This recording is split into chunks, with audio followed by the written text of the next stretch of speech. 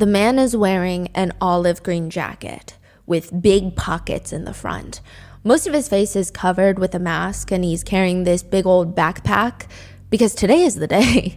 He's walking through New York City, glancing from side to side, making sure that nobody is staring at him strangely, because the last thing that he needs right now in this moment is to be stopped, questioned, or even have any sort of long-standing interaction with any New Yorker.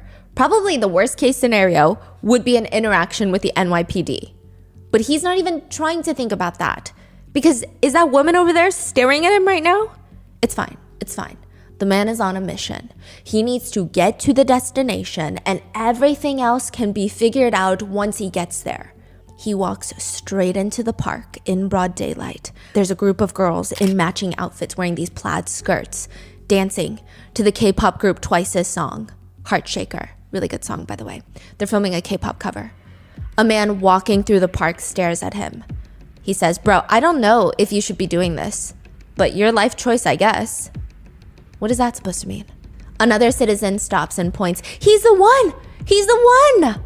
And with that, the man in the green jacket, he starts smiling, because that means he just won $50. He is contestant number 6 in the lookalike contest for the shooter that killed Brian Thompson, the CEO of United Healthcare. The man in the hood, the winner, he says, "You know, it's so funny. I got no looks while I was coming from home to the park. No looks until I got over here. And now everybody wants a picture with me." What does that mean? No looks. I got no looks until I came over here. Nobody looked at him strangely, even though he matches the exact profile of a killer that's quote unquote on the run. Oh. How is it that a man is shot and killed in the middle of Manhattan in broad daylight? He hasn't even been laid to rest yet. The shooter has yet to be caught. Technically, a killer is on the loose, and yet there is a lookalike contest for the killer? I mean, what could you have done so horribly in life that in death, people are holding lookalike contests for the killer while the killer is still on the loose? There is a literal CCTV video of somebody shooting and killing the CEO of United Healthcare, but most Americans are questioning, who really is the real victim here? Is it the one that was shot and killed? Or is it the shooter himself? I have a secret that I want to share with you. Okay, it's not really a secret, but I think more of you guys should know.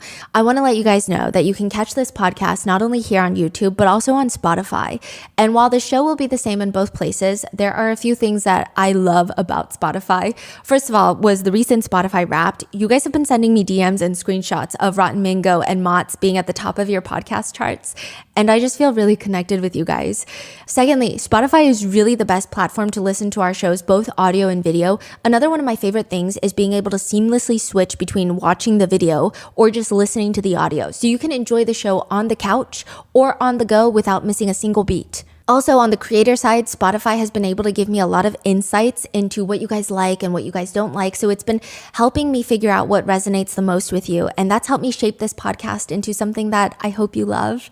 And I can't wait to hear what you think about the Spotify experience. Let me know in the comments if you've checked it out. And I can't wait to see your Spotify Wrap for 2025. You got to start now. We would like to thank today's sponsors who have made it possible for Rotten Mango to support the PAN Foundation, which works to remove barriers to medical treatment. They also champion policies that expand access to care.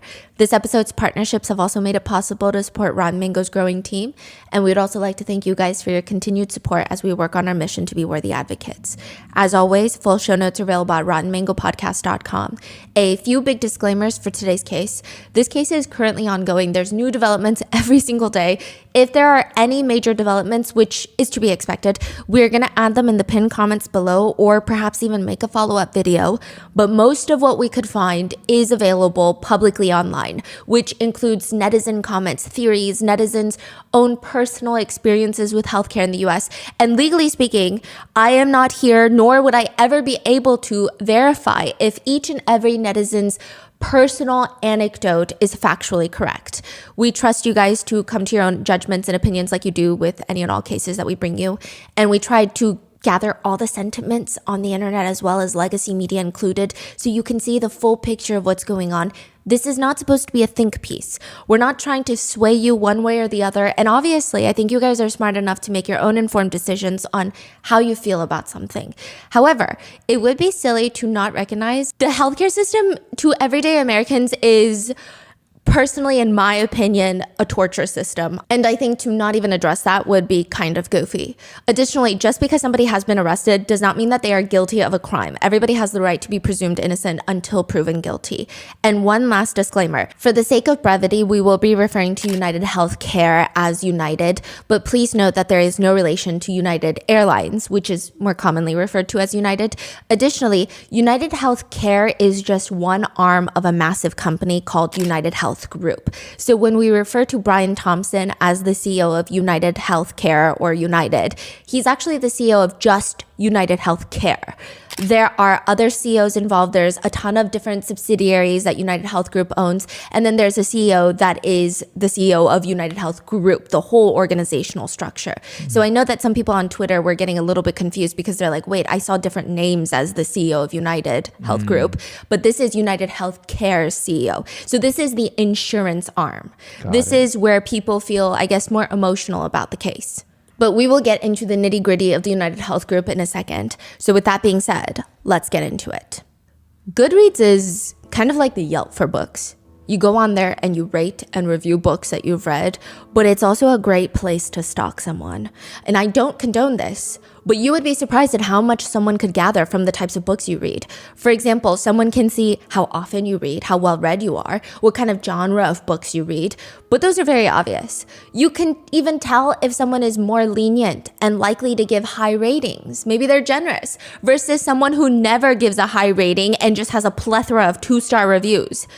If the Goodreads account holder leaves reviews, you can even see how they feel about certain topics, what kind of things that they pick out from a 900 page book. Some people will even take it a step further, trying to figure out someone's most favorited books, their highest rated books, and see what that says about you.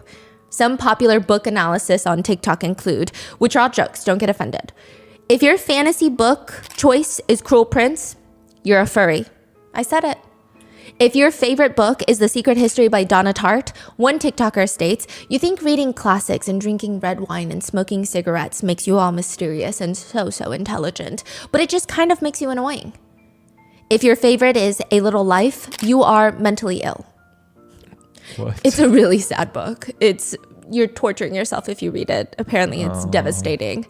Now, the past few days, a Goodreads account has gone viral, which doesn't really happen. I mean, usually you have people's social media accounts going viral, but this is like someone's Yelp page going viral. But everyone on the internet is trying to decipher, crack the code to what does this mean? What does this man's Goodreads account mean? The viral account shows the man has 295 books read, logged on Goodreads, and is currently reading The Book Thief, a historical fiction about Nazi Germany during World War II. Omnivore's Diet by Michael Pollan, which is about the ethical implications of our food choices, and How to Change Your Brain by Michael Pollan, which is a very intense book about how psychedelics could be used to treat mental health conditions. It's a very interesting combination of reads. In his favorite section, you have The Lorax by Dr. Seuss, which is not just a children's book, but it's a critique of environmental practices as well as a critique of the timber industry, and it's actually a pretty anti-capitalist critique. Other favorites include The Bullet Journal by Ryder Carroll and What's Our Problem by Tim Urban. Aside from his favorite, it's clear that this man is interested in Hawaii. He's reviewed 2 travel guidebooks for Hawaii. There's self-help books thrown into the mix, as well as fitness books. A mixture of tech-related reads are on there, such as Algorithm Design, which he rated 4.16 stars. Very generous. The 4-Hour Workweek by Tim Ferriss is there. And this one is interesting because he actually leaves a little personal snippet in the review. He writes, I'm reminded of a long-standing debate at my childhood dinner table. Whenever we would eat steak, I would use my knife in my left hand and my fork in my right hand, which would infuriate my mother. She would remind me to cut with my right hand since I was right-handed and switch back and forth my right hand for each bite. When pressed for a reason why, she would reply, because that's how it's done. That's how you cut it. Dissatisfied, I would press further. She would reply, because that's proper manners. As a 6-year-old, I found this to be the most pointless and inefficient process in the world, and I would voice this opinion. Why would I switch hands every single bite to maintain some arbitrary convention? The final reply was, one day you're gonna meet a nice girl, and when you go out to dinner with her, you're gonna need proper manners. My response then, and still a fundamental belief to this day, is that anyone who cares about something so small and insignificant is maybe not someone I would want to spend my time with. This is comment under 4-Hour Work Week by Tim Ferriss. The Goodreads account also goes on to like 2 quotes, because you can like quotes from books. One reads, "Science fiction is already happening to some extent in our own society. Instead of removing the conditions that make people depressed, modern society gives them antidepressant drugs. In effect, antidepressants are a means of modifying an individual's internal state in such a way as to enable him to tolerate social conditions that he would otherwise find intolerable.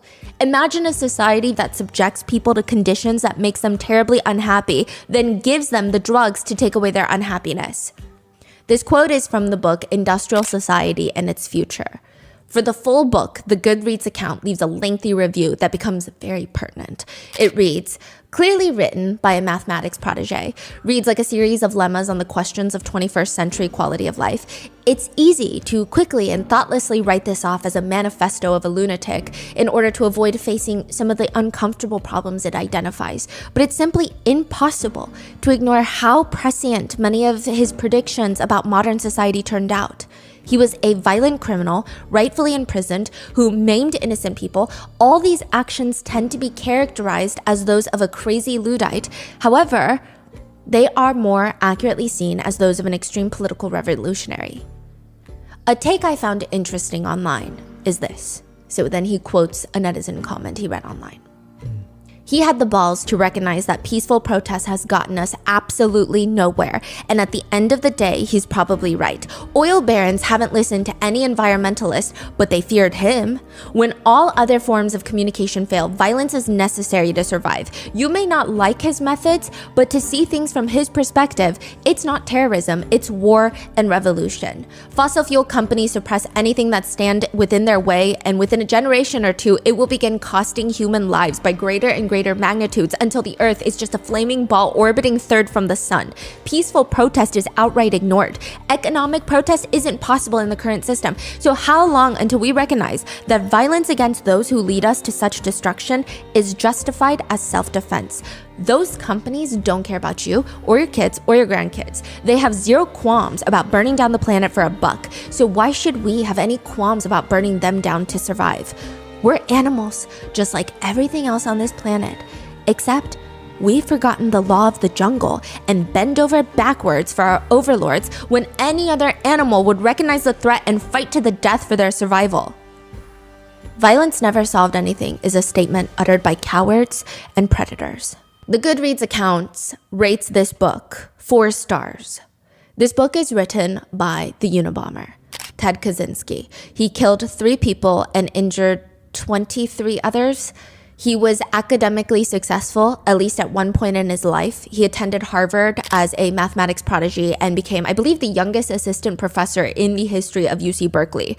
Eventually, he quit everything to live a primitive lifestyle in a cabin in the woods, which would have been fine, but he's very anti-tech, anti-industrialism, anti-capitalist, which again would be ideologies to be talked about.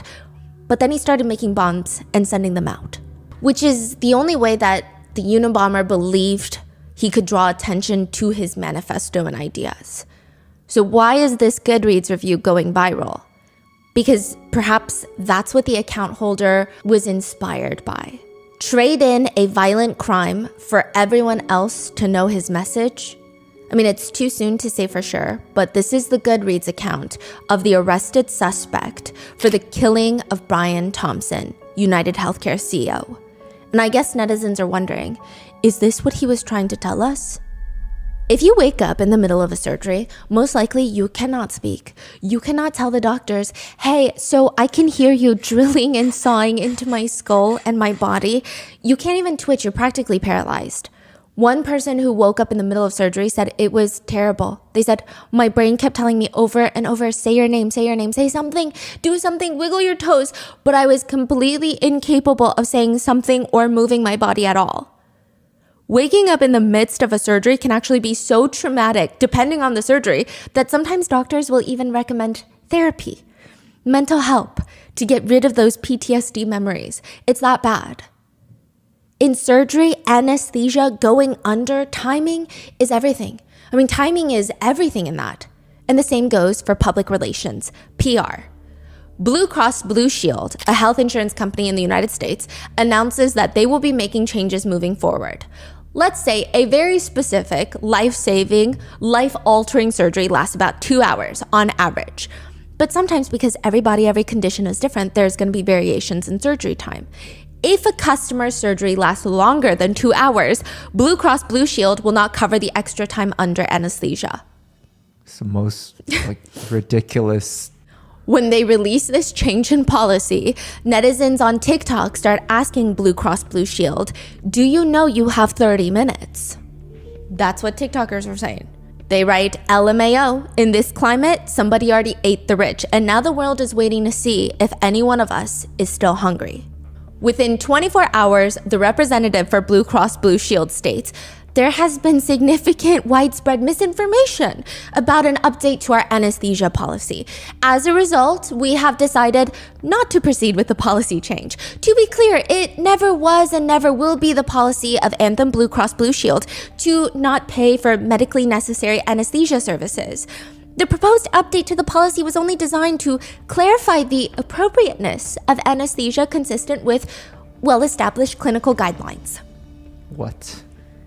They say we were trying to help you. They say we realized based on the feedback that our communication about the policy was unclear, which is why we're rolling it back. But is that really why? Or is it because the CEO of United Healthcare was just killed in broad daylight? Brian Thompson is on his way to the annual United Health Group investors meeting. It's going to be at the Hilton Midtown Hotel in Manhattan, which is not where he's staying. For whatever purpose, perhaps safety. He's staying at the Marriott down the block. Then he's going to walk to the Hilton, which is just a few blocks away, to get ready to more or less tell the investors how much money they're going to be making this year. I mean, just for transparency purposes, it's probably a really good day for Brian Thompson. Hi, I'm Brian Thompson, CEO of United Healthcare, and welcome. Our mission and values are focused on helping people live healthier lives and making the health system work better for everyone. I hope what I've shared with you today gives you a tiny glimpse into what is possible and how we view consumerism within United Healthcare. He's what's called a heavyweight in the industry. Under his leadership, United Healthcare acquired over 1 million customers in 2023. Total revenue grew by 14.6%, and net profit margins were 6% for 2023, probably better for 2024. Which I see some people arguing about that 6% profit margins. They're not the best profit margins in across the board industry, capitalistic societies, but you're talking about a behemoth like United Healthcare. Their total revenue in 2023 was $271.6 billion. 6% of that is $22.6 billion. That is crazy. They are number 8 in global companies for revenue. Globally, number 4 in the United States. Wow. They're above Alphabet. They're above Google. It's been said that under Brian's leadership, stock prices roughly doubled, which makes sense because before he was appointed CEO, he had worked in the insurance industry for a really long time, but he has no medical degree. He's a CPA. He's also one of the many executives in the healthcare industry that decided to start denying patients' claims and payments for what they, the insurer, believe to be non-critical visits to the ER. AKA, hey you, random person with little or no medical knowledge sitting at home, please make sure that you're actually dying when you go to the ER. Like, be for real. If you only think that you're dying 60%, maybe hold off, because if you don't think that you're gonna die, we're not gonna pay for it. If we think that you could have lived, we're not going to pay for it. So you're going to pay for it. And then you're going to be dying from the medical debt. It got so bad that the chief executive of the American Hospital Association wrote an open letter to Brian Thompson, practically pleading him. Patients are not medical experts and should not be expected to self-diagnose during what they believe is a medical emergency. Threatening patients with a financial penalty for making the wrong decision could have a chilling effect on seeking emergency care. But that's clearly not the focus of the annual investors meeting that day in Manhattan. The focus is how much money the company is making. 6:45 a.m., Brian Thompson is walking to the Hilton Hotel. He's about to reach the door when a hooded, masked man walks up behind him. First shot in the leg. The second shot goes into his back, and at least 3 shots are fired directly into Brian Thompson at a pretty close range, and he drops dead. A few details to note. The gun appears, at least initially, to malfunction, but the suspect is able to clear it calmly.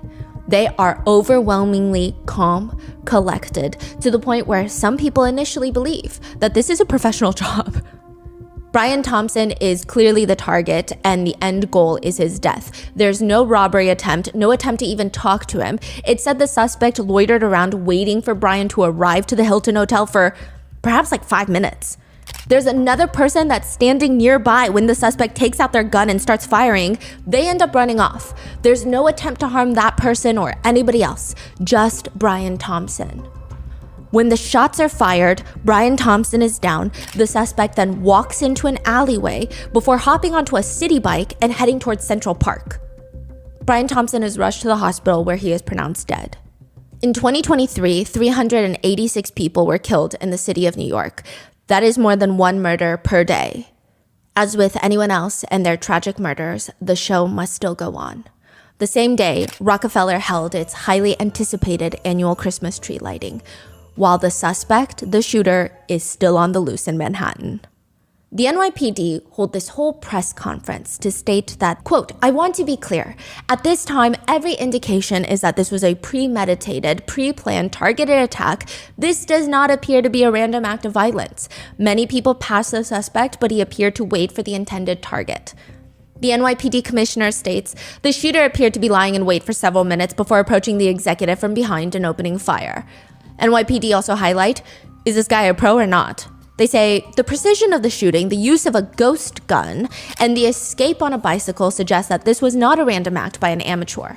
So speaking of a ghost guns are likely 3D printed guns. That is crazy. How is that very common? They say if you have enough motive, if you have enough technological knowledge, you can buy a 3D printer and do it. Yeah, that's what a lot of experts are saying, and they're really concerned about what this means. Because there's no way to track those. Yeah. I mean, it's still wishy-washy how to track regular guns. Ghost guns are even harder. Yeah. A lot of firearms experts stated online that watching the footage, this guy's gotta be pro. Some of them even state using a silencer in broad daylight. There was a silencer on there, a 3D printed silencer. And then casually biking away from the kill. That's some calculated pro level stuff. I mean, look at the precision in the shooting. You don't get that aim without practice or at least being a pro. One expert states, I mean, it doesn't necessarily mean that this shooter is a professional hitman. It could also be a very determined, very well-researched, very practiced individual. One netizen disagrees. Not a pro hitman, but feels like a hitman. Others argue, well, usually hitmen are like ghosts in the night. You don't see them. You just know that they're there because now somebody's dead. He was caught on CCTV footage shooting and killing Brian Thompson. You could hardly call that a pro. One comment reads, how could anyone miss at that range? Yeah, it's a good hit, but come on, like a 5-year-old could make that shot. Another person comments, a trained marksman would have walked up within arm's reach and made 1 kill shot. The main argument by those who do not believe him to be a professional being, I mean, if he in fact is a professional hitman, why would he be caught on CCTV camera? But then others argue, what if that was the point? One comment reads, if there had been no footage of the killing, the media impact and reach would be 50% less. He was both a professional shooter and motivated to hurt the company or something. Regardless, the police reveal that they have a few strong leads that they're going to follow. First, they release a few photos of the suspect, likely the most pertinent one being CCTV photos of him when he pulled his mask down to briefly smile at the front desk employee. a lot of rumors online say that he is smiling at a Starbucks barista who he was flirting with. Oh, yeah. Yes, but it's actually false. He was perhaps flirting with the hostel worker, but it's at the hostel that he was staying at prior to the shooting. Yeah. One source states that the receptionist at the front desk asked to see his quote-unquote pretty smile, so he briefly pulled down his mask to show. It is worth noting that he did allegedly stop by Starbucks prior to the shooting, but the picture itself is not from there. The police then release another photo along with that. It is of the suspect in the back of a taxi car after leaving Central Park after the shooting. There's drones flying through the air. Canine dogs are sniffing every leaf-covered planter in Central Park. They've got divers diving into the lakes at Central Park wearing full-on scuba gear. They're going into the lake for 3-4 days, to which netizens have said, let's be honest, would they have done this all for a regular citizen? The answer is no. It would take months for a regular citizen to get any sort of resources used for their case, if ever. It's important to rule out any fish, so the NYPD must go fishing. Not only that, they're sending NYPD officers to Atlanta, New Jersey, Connecticut. It's turning into a full-blown national manhunt. Officers stopped an entire train. They stopped a train dead in its tracks, searched it from top to bottom. Nothing of interest was found. I mean, they searched the entire thing. One NYPD spokesperson said, "We are getting tips. It's helping. We are following up on every tip that's come in." Which, of course, is what should happen in every single murder case, but it never happens unless that same someone is worth $50 million. So it goes without saying, New Yorkers feel like there's enough people looking for the suspect. It probably felt like the entire force of the NYPD officers is out there, so why should New Yorkers help? They don't get paid enough for this. In fact, New Yorkers are out there purchasing the same jacket and the same backpack to the point where both are sold out. Crazy. Netizens right. It's a shame. My healthcare doesn't cover vision because I didn't see shit. Another reads, LMAO, so they want us to play cop for free? Yeah, no. Even when the FBI puts up a reward for $50,000 leading to the arrest and conviction of the backpack shooter, and the NYPD is offering up to another $10,000, nobody wants to help. Instead, social media comments read, do we, the people, have to pay those FBI reward dollars? Why? Besides, can they not just narrow down the suspect? I mean, the police know that the suspect knew that United Health Group was holding an investor conference at the hotel that day. They knew what route Brian Thompson was going to take, which means this could be one of the many disgruntled employees that were laid off for profits, or it could be a customer of United Healthcare. So that suspect list would include almost the entirety of the US population, millions upon millions of people. But the NYPD want your help. And they say that backpack is going to be a treasure trove of evidence. That backpack, I mean, it could have the murder weapon in the backpack. It could have any other identifying information in the backpack. This is going to be the big break in the case that they so desperately need. And they find the backpack in Central Park. They find it. The NYPD unzip the backpack. They pull out the first item of interest, a Tommy Hilfiger jacket. They're like, what is that? The backpack was just Sitting there, Central Park. It was left Yes. on purpose to be found. And then they reach in, pull out the next thing, the only other thing really in the backpack of interest, a stack of Monopoly money. Late 2023, the Department of Justice, the DOJ, launches an antitrust monopoly investigation into United Health Group. They're being investigated for being a monopoly. There are probably a list of 1,069 reasons why the DOJ would probably want to investigate United Health Group, but one of the biggest points of contention being there is a subsidiary of United called Optum. Optum provides health services. They have hospitals, private practices, all across the United States. Meanwhile, United Healthcare is the insurance arm. So now United owns providers, they own the doctors, they have a pharmaceutical division, they have the insurance division. They also recently purchased Change Health, which is the processing claim, like the IT division. That's where doctors go on there to process their claims to get insurance money from United. So they own pretty much everything. It's a vertical monopoly, some would say. It's been said that United owns or is affiliated with about 90,000 physicians, which is about 10% of all doctors in the United States.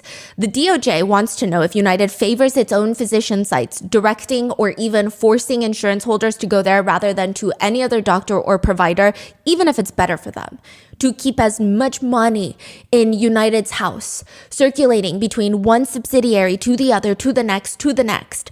They also have pharmaceutical arms, like I said, the claims processor. United is also the main insurer for Medicare, Medicaid, and Obamacare plans.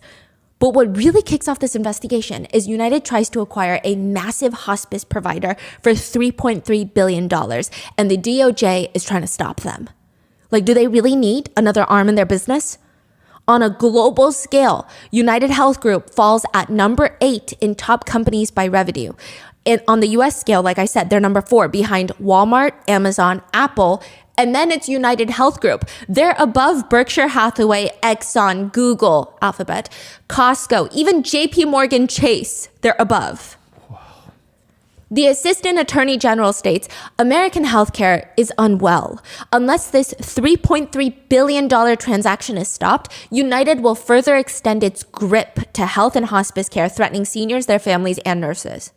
As of right now, the DOJ is still investigating United for antitrust concerns. And interestingly, a lot of people did not even know that they were being investigated until this happened, until they found the monopoly money. Even more interesting is that Brian Thompson is not only the CEO of United Healthcare, that is obviously being investigated by the DOJ, but he is named in another class action lawsuit filed alleging that Brian Thompson knew that the DOJ was going to investigate United Health Group, and before that information was made public, because this is a publicly traded company, he allegedly sold over $15 million of his personally held United Health Group shares. Insider trading is the allegation, which had he not sold the shares and allegedly partaken in this alleged insider trading, he would have likely lost about $800,000 in shareholder value, which, don't get me wrong, it's a lot of money. But Brian Thompson, the CEO of United Healthcare, the insurance swing, he makes about $10 million a year in total comp. So that's his salary, bonuses, as well as stock options. Most of it actually comes from stock, 6 million or so to be exact. Regardless, his total comp is about 8 figures a year. Again, I'm not saying he was committing insider trading or that $800,000 was the reason he sold his shares. I'm just saying. I'm not saying anything is what I'm saying.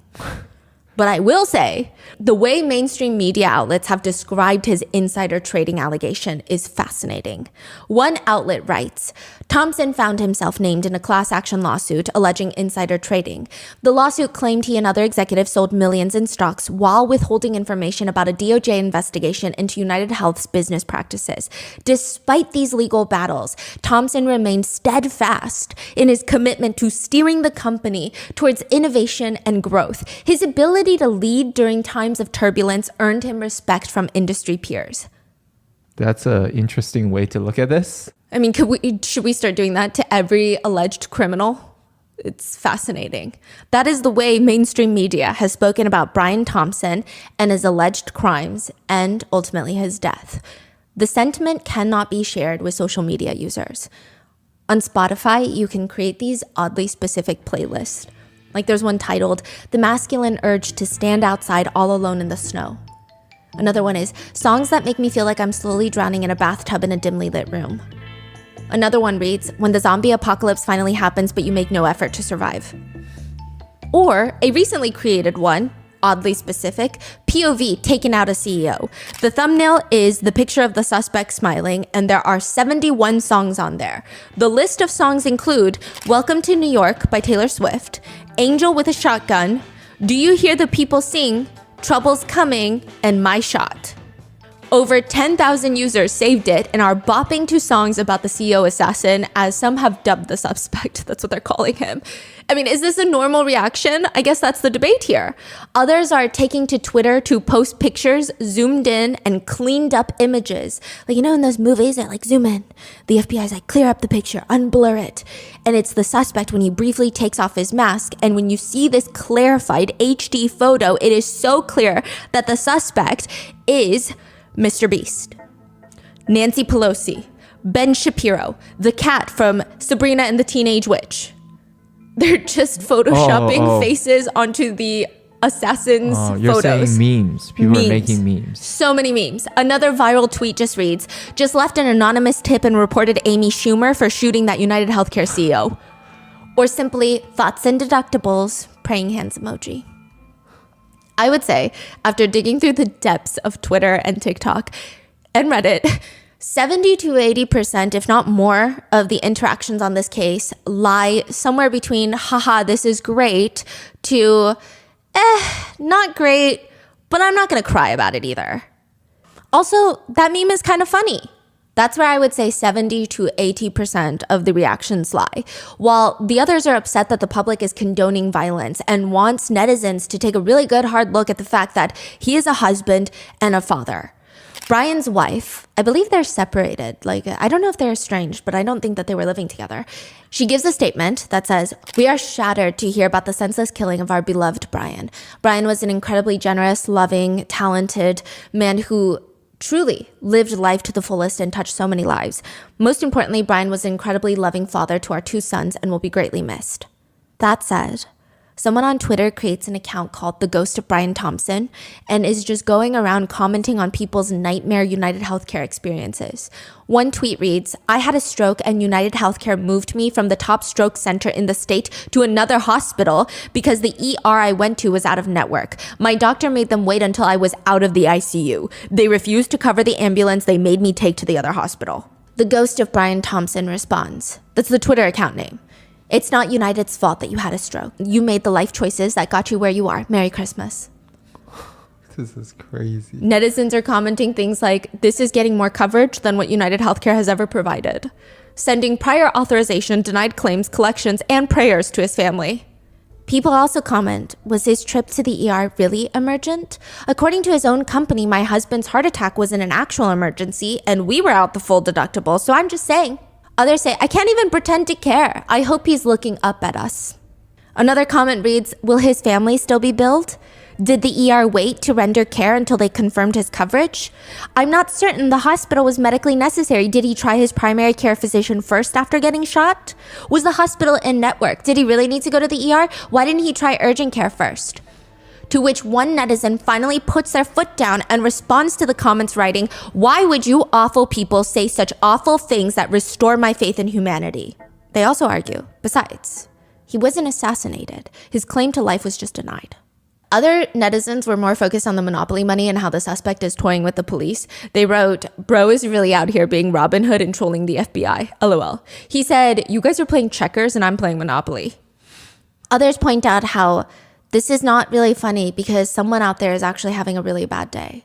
They write, "Someone somewhere has a box with a Monopoly board and is going to sit down and play one day and wonder where all the damn money went. That is the only victim in this story." Many legacy media outlets have argued that the surge of social media posts, quote, glorifying the shooting is alarming. One argues, the framing of this incident as some opening blow in a class war and not a brutal murder is especially alarming. But netizens are not having it. They're writing, "Trying to convince me that the CEO shooter is a danger to anybody else is the biggest corporate media joke of the week." One netizen pushes back on the mainstream media's strong interest in the case, writing, "The real news isn't the murder of the United Healthcare CEO. It's how many Americans don't care and are actively celebrating his death, okay?" They also write that about 65,000 people in the United States die per year because they're not covered by insurance or they're underinsured. 65,000. Mainstream media news anchors have been replaying people's TikToks of them saying things like, "I'm not sad about it." And they're expressing disgust. They're commenting, joking about somebody's murder like that is absolutely disgusting. A family is grieving right now. To which netizens have responded, "You're right. It would have been better if the CEO lived and was subsequently denied care for his injuries by his healthcare provider. That would have been real justice." Another netizen writes, "People have been so happy on here for the past few days. I think it might be the first time United Healthcare has ever helped with mental health." One of the main reasons that people are so upset with United Healthcare is, if you want to look at it this way, this is legally, I don't know if I can say this is what they do. This is what it feels like they do. Feels. That's a opinion. You pay them to insure you for healthcare, to insure you for life-saving treatments should it come to it. And most of the time, you don't even give them your money by choice. Because I do see some international netizens wondering, wait, if everyone in America hates United Healthcare, why are they still in business? Why are you guys using United Healthcare? There really is no market for insurance. A lot of times it's what's offered to you at work. Corporate healthcare plans are sometimes cheaper with United Healthcare. Employers will go with United because they are looking out for themselves rather than their employees. So now so many Americans are stuck with United Healthcare because they have no choice. And even though they had no choice, they still have to pay United Healthcare massive premiums every single month, hundreds of dollars, if not more, depending on who you are and if you have any conditions. And then once they finally go to the doctor to get the care that they need, they file a claim to United saying, hey, remember how I pay you so much money, probably more money than I spend on groceries every month. Yeah, well, this is why. Remember? Please pay the provider for this x-ray I had done because I could have died. The claim still has to be approved by United. United has the highest claim denial rate in the industry. The industry average being around 16%, United denies claims over 30% of the time. A third. Imagine you're going through a fast food drive-thru. You pay money, and a third of the time, you may not get your food. In fact, you may owe more money.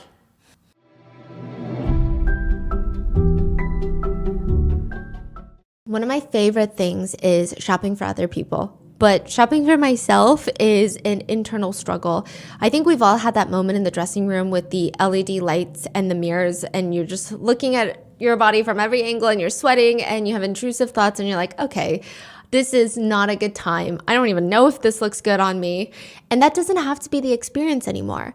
That's where Stitch Fix comes in. Stitch Fix's revolutionary online personal styling service simplifies the entire traditional shopping experience.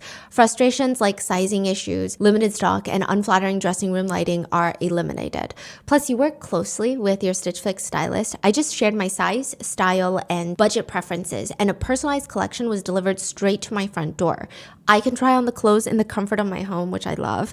I can give my family members a fashion show, see how the colors look and feel in real life, because sometimes a sweater looks great and then it turns out itchy. This is perfect. And then I just send back the pieces that don't work. The ones that do work find their permanent homes in my closet. And the absolute best part is there is no subscription required. You can order one box, one time without future obligations. For example, you can give the gift of Stitch Fix to your mother or loved ones for the holidays.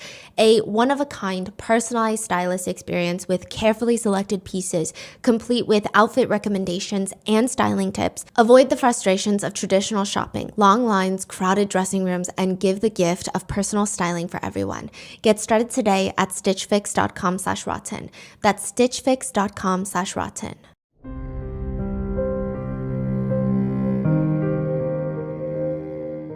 Here's one Reddit review of United before the killing of Brian Thompson. This is from 2 years ago. It reads, "My son and I were on United for a year. It was the worst experience I ever had with insurance. They denied every little thing. We would have to spend hours on the phone with them. Eventually, they would pay the claim. We would have to get the state insurance commissioner involved in an ER visit that they didn't want to pay. Eventually, they paid it, only to reverse their decision 6 months later. Once again, we spent months fighting it, and eventually they paid it. I hate this company, and if my employer ever decides to go with United Healthcare, I would strongly think about finding another job." One comment under that reads, "I'm having the same issues right now. Denying all my claims, now I'm being billed thousands of dollars for routine blood work." Wow. One ER nurse on TikTok says, "The things I've seen dying patients get denied for by insurance makes me physically sick. I just can't feel sympathy for Brian Thompson because of all those patients and their families."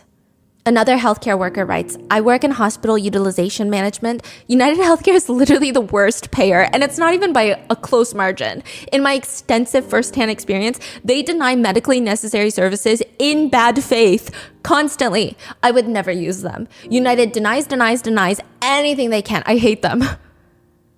Another review from 1 year ago, again, way before the killing of Brian Thompson, reads, "The company is targeting senior citizens with cheap so-called Medicare Advantage plans and denying coverage left and right. They are literally driving people to their graves."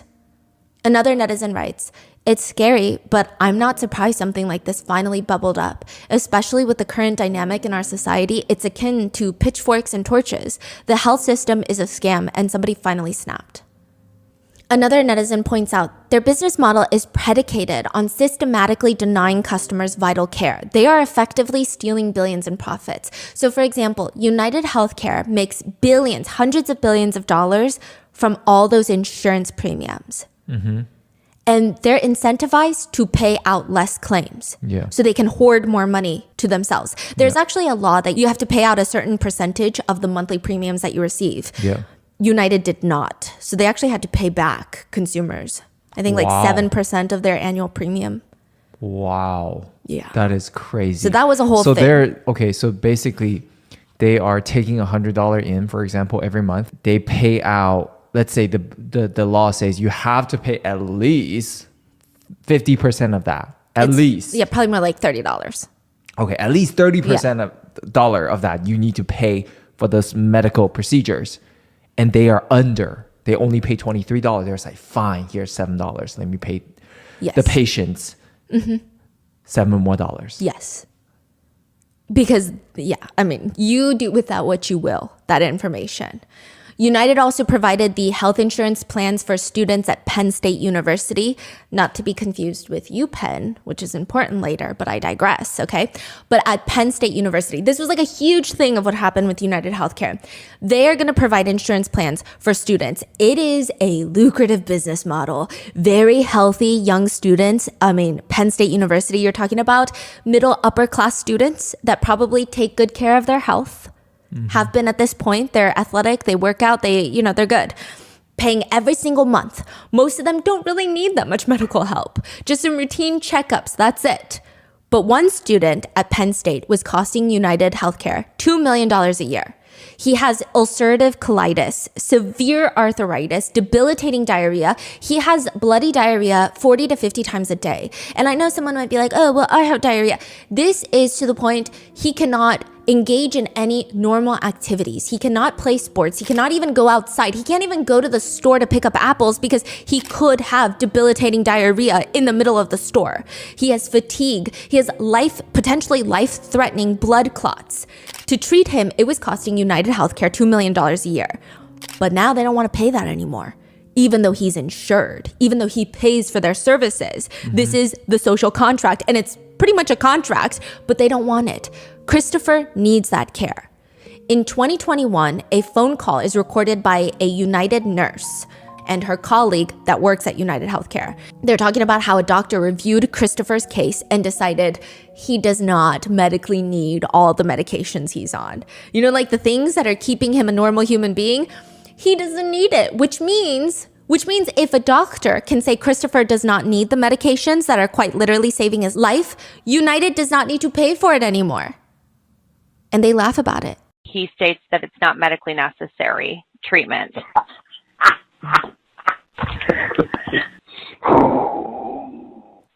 Yeah.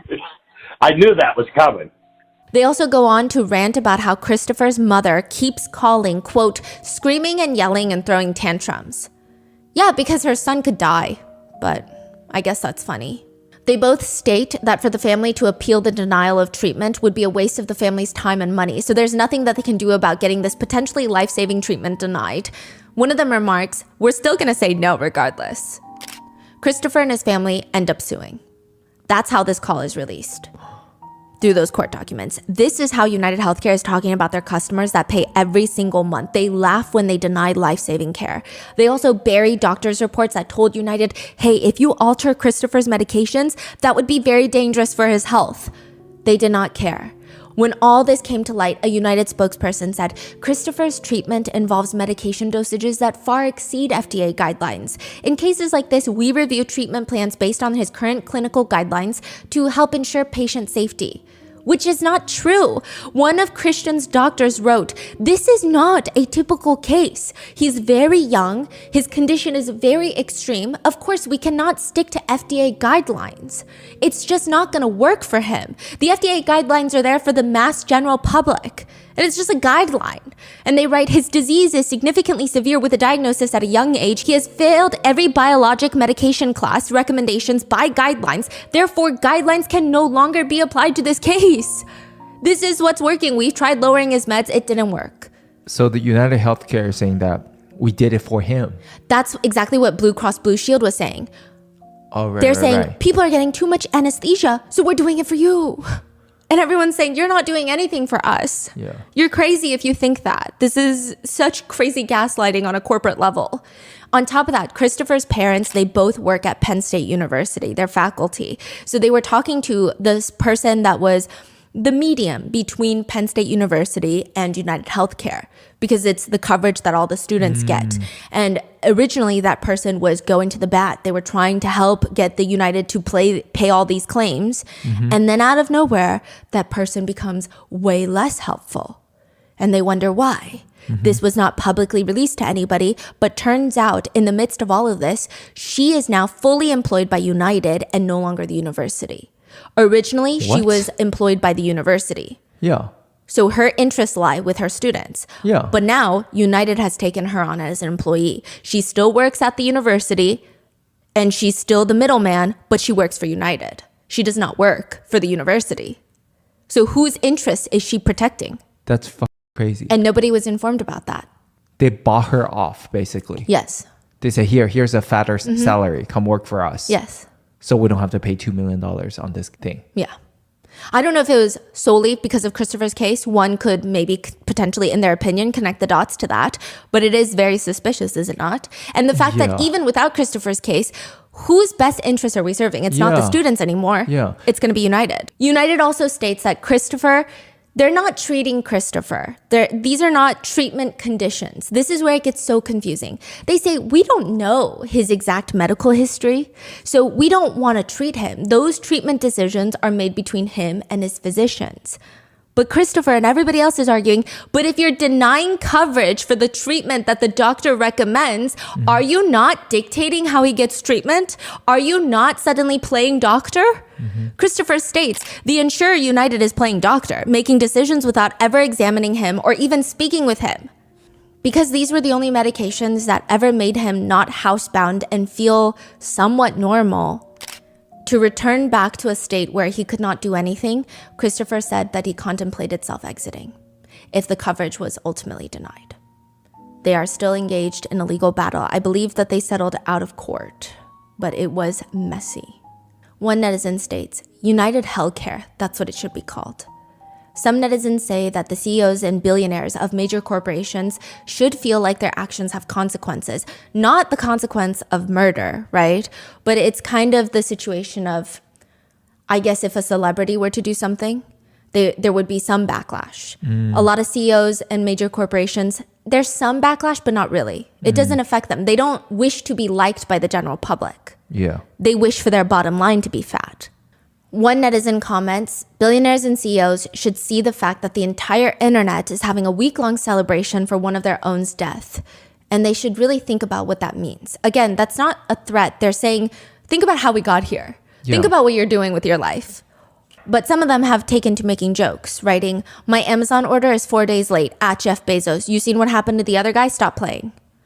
I will say most people seem to carry the sentiment, but some others disagree. One netizen rants on Twitter, United Health Group's profit margins are only 6 to 8%. That means keeping the same amount of coverage but lowering their premiums by 8% would make them completely unprofitable. We as a society is by and large financially innumerate and illiterate. It blames health insurance companies for high cost of healthcare. If this were true, Geico would also be responsible for high car prices and Progressive Home Insurance for high house prices. Salaries account for 60 to 80% of hospital expenditures. You know why healthcare costs are so high? Because our doctors make more than double compared to German and Swedish doctors. That's the reason they pay half of what we pay. Which is a fascinating argument.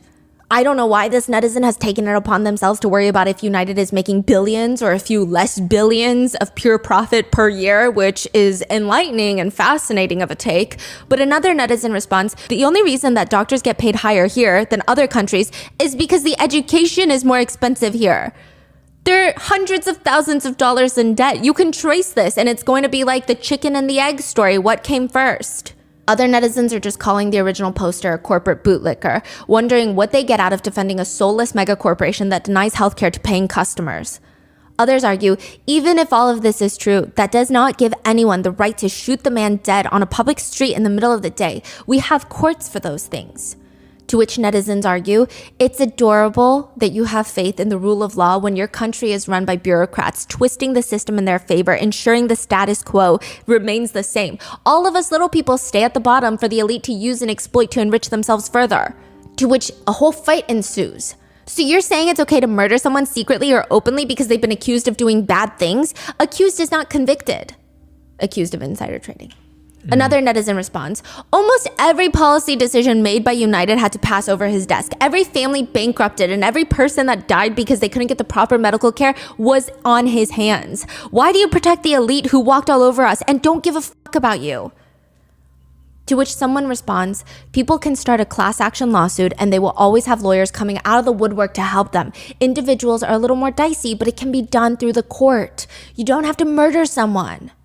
Many netizens have written back, where exactly can we hold these CEOs accountable? Poor people have zero access to the court system. It's pay to play. Wake up and look around for fuck's sake. Another comment reads, courts for filthy rich white collar criminals? Yeah, that's freaking hilarious. Tell me more about this imaginary world you live in. One netizen expresses disappointment in society, writing, if this was your dad, you would not say horrible things. I live in Minneapolis, and I can tell you his family is wonderful. He is not the sole decision maker. It's a huge corporation. Sad that healthcare is all going downhill. It starts with the drug companies and people living longer. To which people comment, funny how when United says it to people who have policies, it's not horrible. Another comment reads, denying people healthcare after people have paid into that system is a whole new level of evil. Another debate-inducing comment reads, it's very sad many people have lost their minds in moral clarity. How can you celebrate the death of just a guy in a position to do his job and people compare him to Hitler? Folks, the guy was a human being who has loved ones like us who are mourning him right now. Please have some sympathy and maybe a little class. Many netizens have taken on the viewpoint that you live by the sword, you die by the sword. They write, when you punch down on the weak and poor, you get what you deserve. I will say, it seems like most Americans are at least supporting the suspect, or if not caring and feeling sympathy for Brian Thompson. So it's very interesting that both sides of the aisle are more or less united. One netizen sentiment sums it up pretty well. I've seen these responses throughout Reddit, and I cannot blame the reaction of many. Where's the equal amount of media coverage on millions of people being denied healthcare because of these insurance companies, or those going nearly bankrupt to cover what their insurance companies won't? Americans are dying because of their greed, and it's making it nearly impossible to feel anything close to sympathy at this point. With the overwhelming sentiment being, quote, this might be the one time, if not all, of America is united. 5 days after Brian Thompson's murder, Larry and his friends meet up at McDonald's. Larry and his friends always go to this McDonald's. They're sitting around eating their regular orders when Larry says, you know, one of my friends, and I thought he was kidding, when the shooter, or who I assume is the shooter, came into the McDonald's, he made this comment, this little guy walks in. God, that looks like the shooter from New York. But I thought he was, the group of us, I thought it was more of a joke. And we were kidding about it, but then... And as it turned out, it was him. The employee said that they thought that was him. You know, I guess that's what started the initial investigation on it, you know, and Wait. Larry is talking to who? He's telling the news station. So he's saying he's sitting at McDonald's with all of his buddies, and this guy walks in with a mask and a hood and a backpack, and they're like, that guy looks like the New York City shooter, ha ha ha ha. Because, you know... What are the odds that he's in Altoona, Pennsylvania, 86 miles away from New York City? So random. And this is a very small town in Pennsylvania. And they're like, hee hee, ha ha, giggling. But I guess the employee overhears at McDonald's, sees the guy when he's ordering, and decides, you know what, I think that's the shooter, and calls 911. Larry and his friends leave before the police arrive. And then later, it's all over the news. The shooter has been caught at a McDonald's in Altoona, Pennsylvania. So Larry says he goes back to the McDonald's. He asks the employees, was that the guy? Was it this McDonald's that he was arrested in? And they said, yeah. I said, was I here when he came in? And she goes, you were sitting right there in front of him. You were making jokes that he was the shooter. He thought that was crazy. He said, I mean, he must have heard us when he walked in, but he had no reaction because we were talking pretty loudly. We were right there. They said that the shooter was sitting in the corner eating hash browns. He does note that he was surprised that the shooter stayed as long as he did, considering he's on the run. But again, at the time, he did not really think that. Larry did not think that that was the United shooter, but one of the employees at McDonald's clearly did. A 26-year-old man is promptly arrested at McDonald's, and I'm sure you've all seen the news by now. That man is Luigi Mangione. He was considered a missing person. His mom filed a missing persons report for him November 18th of this year, but apparently he hasn't been in contact with his family for the past few months. In his backpack, police allege there was a 3D printed ghost gun, a 3D printed silencer, a loaded Glock magazine with 6 9mm rounds, and apparently multiple fake IDs, including one that was allegedly used to check into the New York City hotel by the person of interest in the pictures. There was a US passport, $10,000 in cash. The police allege that there was $8,000 in USD and $2,000 in foreign currency, which is going to be debated later. They state that there was clothes, face masks that were similar to what the suspect used, as well as a water bottle and a Kind bar wrapper with fingerprints allegedly matching those found near the crime scene. They also state that they found a spiral notebook containing entries and thoughts, as well as almost like to-do lists, as well as a 3-page manifesto that legacy media did not want to release. All these networks had his manifesto in possession. You're kidding me.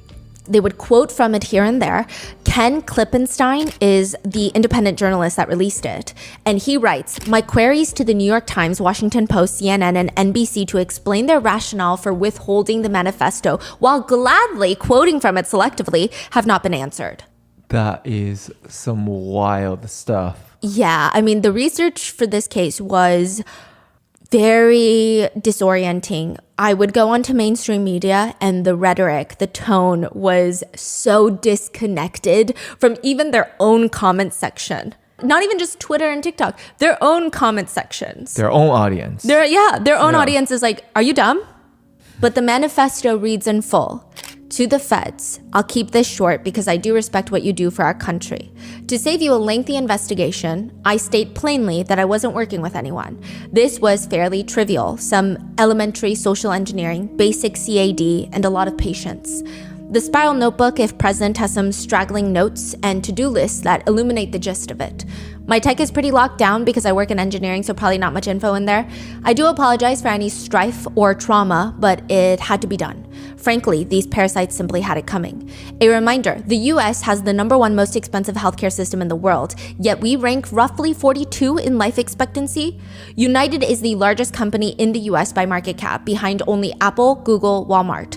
It has grown and grown, but has our life expectancy? No, the reality is these indecipherable words, have simply gotten too powerful, and they continue to abuse our country for immense profit because the American public has allowed them to get away with it. Obviously, the problem is more complex, but I do not have space, and frankly, I do not pretend to be the most qualified person to lay out the full argument. But many have illuminated the corporation and greed decades ago, and the problems simply remain. It is not an issue of awareness at this point, but clearly power games at play. Evidently, I am the first to face it with such brutal honesty. The spiral notebook, at least as of right now, hasn't been fully released, but there are sources that state he had brief ideas, considerations of bombing Manhattan, but decided against it because it would, quote, kill innocents. So he went for a far more targeted approach, writing, "So then what do? You go to the annual parasitic bean counter convention to whack the CEO. It's targeted, precise, and doesn't risk innocence. What would be better than killing the CEO at his own bean counting conference?" Which, side note, let's not forget, this is alleged. You can write whatever you want on whatever piece of notebook in your possession. That would be free speech, right? So just keep in mind, people are innocent till proven guilty in the court of law. Perhaps Luigi was so delusional that he truly believed that United's top executives gathered together to count how many pinto beans they each have, right? Everybody is innocent until proven guilty. You can write whatever you want. That doesn't necessarily imply guilt. Or maybe he thought this was a plot of a movie that he could sell to Netflix. Again, take everything with a grain of salt. But the police are saying, this is like a slam dunk case. Just saying. In his Goodreads account, he did state that he wanted to read the biography of the creator of the atomic bomb. And he did rate the Unabomber's book 4 stars. So there's that. However, what does that even really mean, right? I could rate any book 5 stars. In the midst of researching this case was when Luigi Mangione was arrested while I was in the midst of researching, and the shitstorm just began. This man's entire digital footprint comes out within a day or two since his arrest, and probably more so trickling in now. Netizens found his Twitter account. This guy seems very normal. He liked posts about caffeine. It's amazing how caffeine really is the only drug that has reached this level of social acceptance. Imagine someone saying, the first line of cocaine in the morning is one of my favorite things in life, or without my morning joint, I can't function. He reliked this. Or just a forum screenshot. Again, not his words, just a repost, but maybe it can shed some light on his viewpoints. The screenshot is of someone asking the question, what are your thoughts on this quote? It is no measure of good health to be well adjusted to a profoundly sick society. Someone responds, those who feel strong aversion to adjusting to a maladjusted society are deemed mentally ill, alcoholics, substance abusers, or slackers. They are corralled into a 12-step group and or a mental hospital or placed on medication or even just shunned, all in the attempt to make them conform and fit in when what really needs to happen is change in the society itself. He reposts another quote, being smart makes you more prone to confirmation bias. Luigi allegedly elaborates on this viewpoint stating, in retrospect, it shouldn't have been surprising. Confirmation bias is what happens when that little lawyer in your head takes control of your thinking process, and smart people have a very smart little lawyer in there. To which netizens have commented, yeah, well, you better get a lawyer a call. They find Luigi's Instagram, which has since been taken down, his Goodreads account, like I was telling you, also taken down, his LinkedIn, and it shows that he graduated in 2020 with a bachelor's degree from the Ivy League UPenn, and then eventually went on to get a master's in computer science and minor in mathematics. He was even valedictorian at his private prep school he went to, Gilman. It's this elite all-boys school that costs nearly $40,000 per year for high school. He gave a valedictorian speech where he explains, the teachers at Gilman influenced me especially. They encouraged less of a desire to achieve high grades, but instead encouraged more of an excitement to explore academic topics outside of the classroom. I have to remember that a valedictory, by definition, is a farewell. It's been an incredible journey. Thank you. While netizens are constructing this profile of the alleged shooter, they're getting more confused because I don't think this is who they thought it would be in the beginning. And it seems like this is what netizens describe as the healthcare industry's worst case scenario of who the shooter could be. Because the shooter is not a minority. The shooter is not from an underprivileged class. The shooter is well-educated, Ivy League educated, from a privileged class, is a white, attractive male. It's a very interesting profile that starts coming together. He says that he wanted to study biology and AI. He was on the robotics team. Side note, former classmates of Luigi's have spoken out. And one former classmate says, but everyone just knew him as like a quiet, reserved, nice kid. He was obviously really intelligent, and everybody can tell that by his resume, of course. Yeah. It's been said that even his family is of a very prominent, influential family in Maryland. His grandfather allegedly made a lot of money as a real estate developer who owned country clubs, nursing homes. They are related to healthcare. They have connections to healthcare, and even a radio station. He passed away in 2008 from a stroke. His grandmother passed away in 2023 from Parkinson's.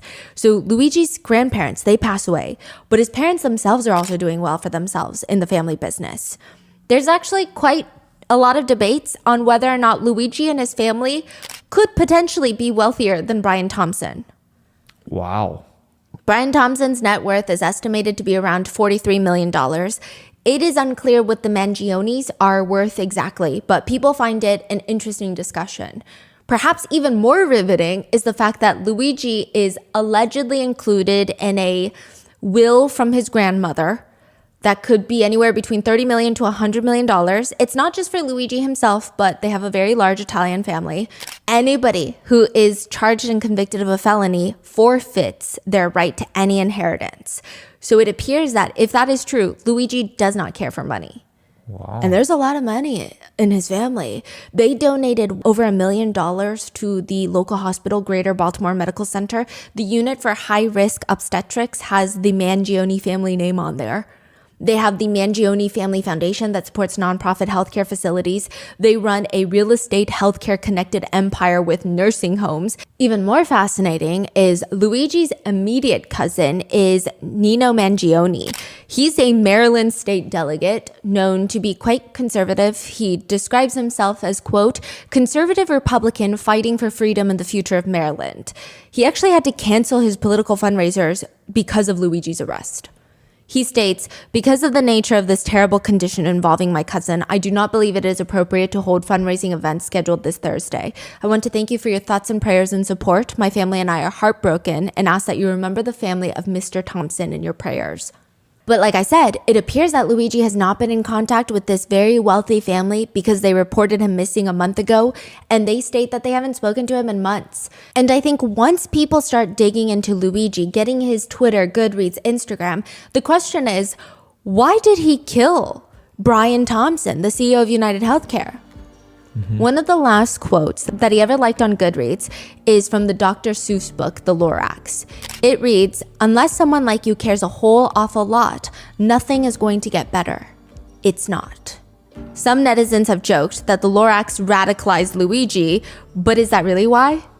The shell casings on the bullet used to kill Brian Thompson, there were 3 left behind at the crime scene, and there were 3 words etched into each of the bullets. One bullet says delay, the next one says deny, and the last one, interestingly, says depose. Depose means to remove someone from office or power, to dethrone someone. Oh my God, I didn't know it was like 3 separate ones. Yes. I thought it was all engraved on one of them. 3 separate ones, 3 shots fired. That's even more like a lot of thought, Yeah. a lot of planning. Now, it seems to be a reference to the book called Delay, Deny, Defend, which is a book written about how insurance companies get away with denying care and denying claims. Literally, they will deny and delay the payment of justified claims, deny payment altogether, and then eventually they'll defend their actions by forcing customers to enter in these very pricey litigations that they know that they're not capable of doing. One netizen writes online, when I delivered my son 16 years ago, I had 2 different insurance plans, one through my employer and another through my husband's employer. Both of them were allegedly United. 2 plans, right? So better coverage, right? Wrong. United Healthcare spent months arguing with itself over which of our plans would cover what medical expenses, during which time the hospital were still billing me, sending me to collections, etc. My son then got sick at 7 weeks, another hospitalization, another round of arguing which plan was going to pay what. Long story short, $15,000 in medical bills within 7 weeks, 2 insurance plans, bankruptcy due to medical bills that United Healthcare wouldn't cover because it couldn't figure out which of their 2 policies was going to pay for it. Bankruptcy, 2 insurance plans, gotta love United Healthcare. Delay, deny, defend. Another writes, my mom is currently dealing with United Healthcare, saying she has almost reached her lifetime max and they will not cover anything after she reaches it. She has maybe a month or 2 left. She has stage 4 cancer and there was no evidence of disease, but she gets treatment every 3 weeks to keep the cancer away. My parents have tried everything. Marketplace insurance does not cover her drugs. She tried to get a job just for insurance, but hasn't found anything. Now we just found out that her cancer is back and she is starting new chemo. Her doctor's advice was for my mom to divorce my dad so she could qualify for Medicaid. What kind of country do we live in?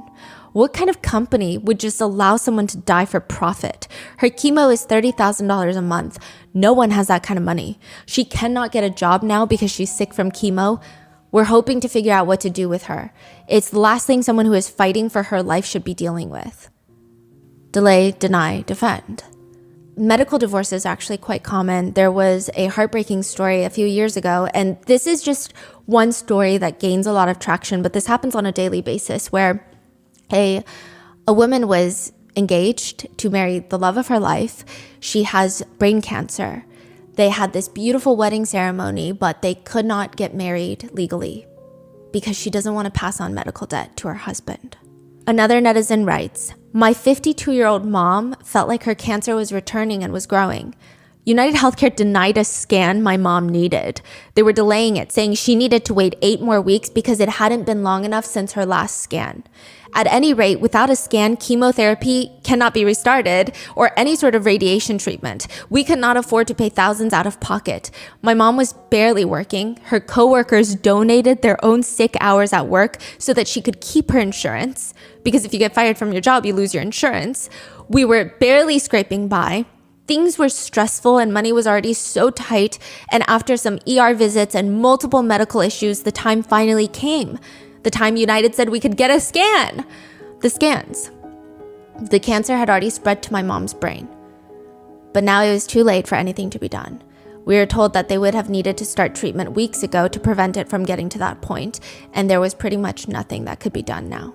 She was the kindest and most caring person. She cared about everyone she met. One day, after we bought groceries with most of the funds we currently had left, I was driving home and she rolled down her window and handed a man without a home $20 and gave him a big smile. $20 was a lot for us at that time. She looked at me and said he needed it more than us and that we would be okay. I smiled and I nodded back. United robbed us of more time with my mom. Maybe she wouldn't have lived another year with the scan and chemo when she first noticed returning symptoms, or maybe she would have lived a few years. We don't really know, but without the scan, without the chemo, without the radiation, they were actively taking coins out of the meter of her life instead of just refusing to feed it. United Healthcare profits not just by denying claims, but also largely profits by delaying services. They hold on to their money and save thousands of dollars on my mom and people like her by essentially letting her die more quickly and not having to pay for additional chemotherapy or for radiation, extra doctor's visits, and fewer overall hospital visits. They're a criminal enterprise operating under our noses by lining the pockets of lawmakers, forcing smaller healthcare facilities and independent pharmacies to close, limiting access to healthcare locations to millions of Americans, especially in smaller towns, delaying life-saving services, all while profiting billions and more every single year. That CEO died a far too quick and comfortable death in comparison to my mother and people like her who are suffering every day and barely get by financially, physically, and mentally, while modern-day mobsters toy with their lives for profit. When that shooter's story finally comes out, it's going to resonate with many of us. I've always thought myself a very impartial juror, very open to facts and fair punishment and treatment and playing by the rules. But I don't think I could, in good conscience, find this person guilty in a court of law. You may say, who are you to say he should pay with his life?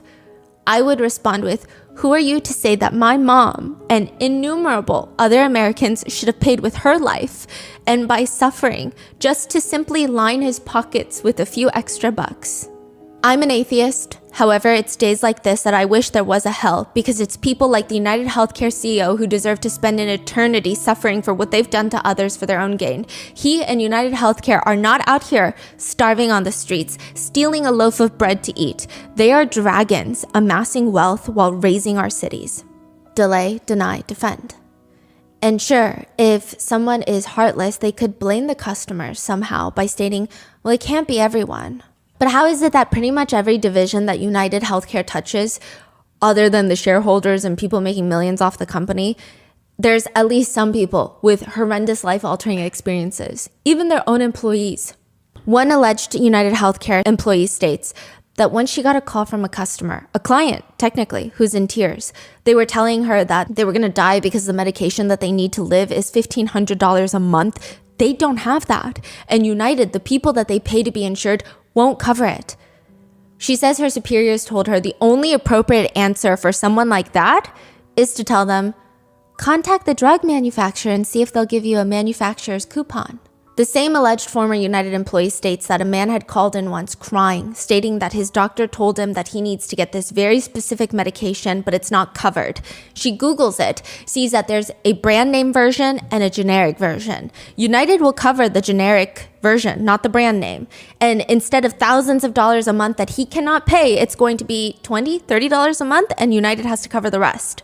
She helps him out, gets it covered through United. He's so moved, so touched by her generosity of doing the human thing, that as a way to show his gratitude, he starts sending flowers to their office to show her managers that she's stellar at her job, she should get rewarded for it, she should be promoted, and it's supposed to be this beautiful story with a beautiful end, right?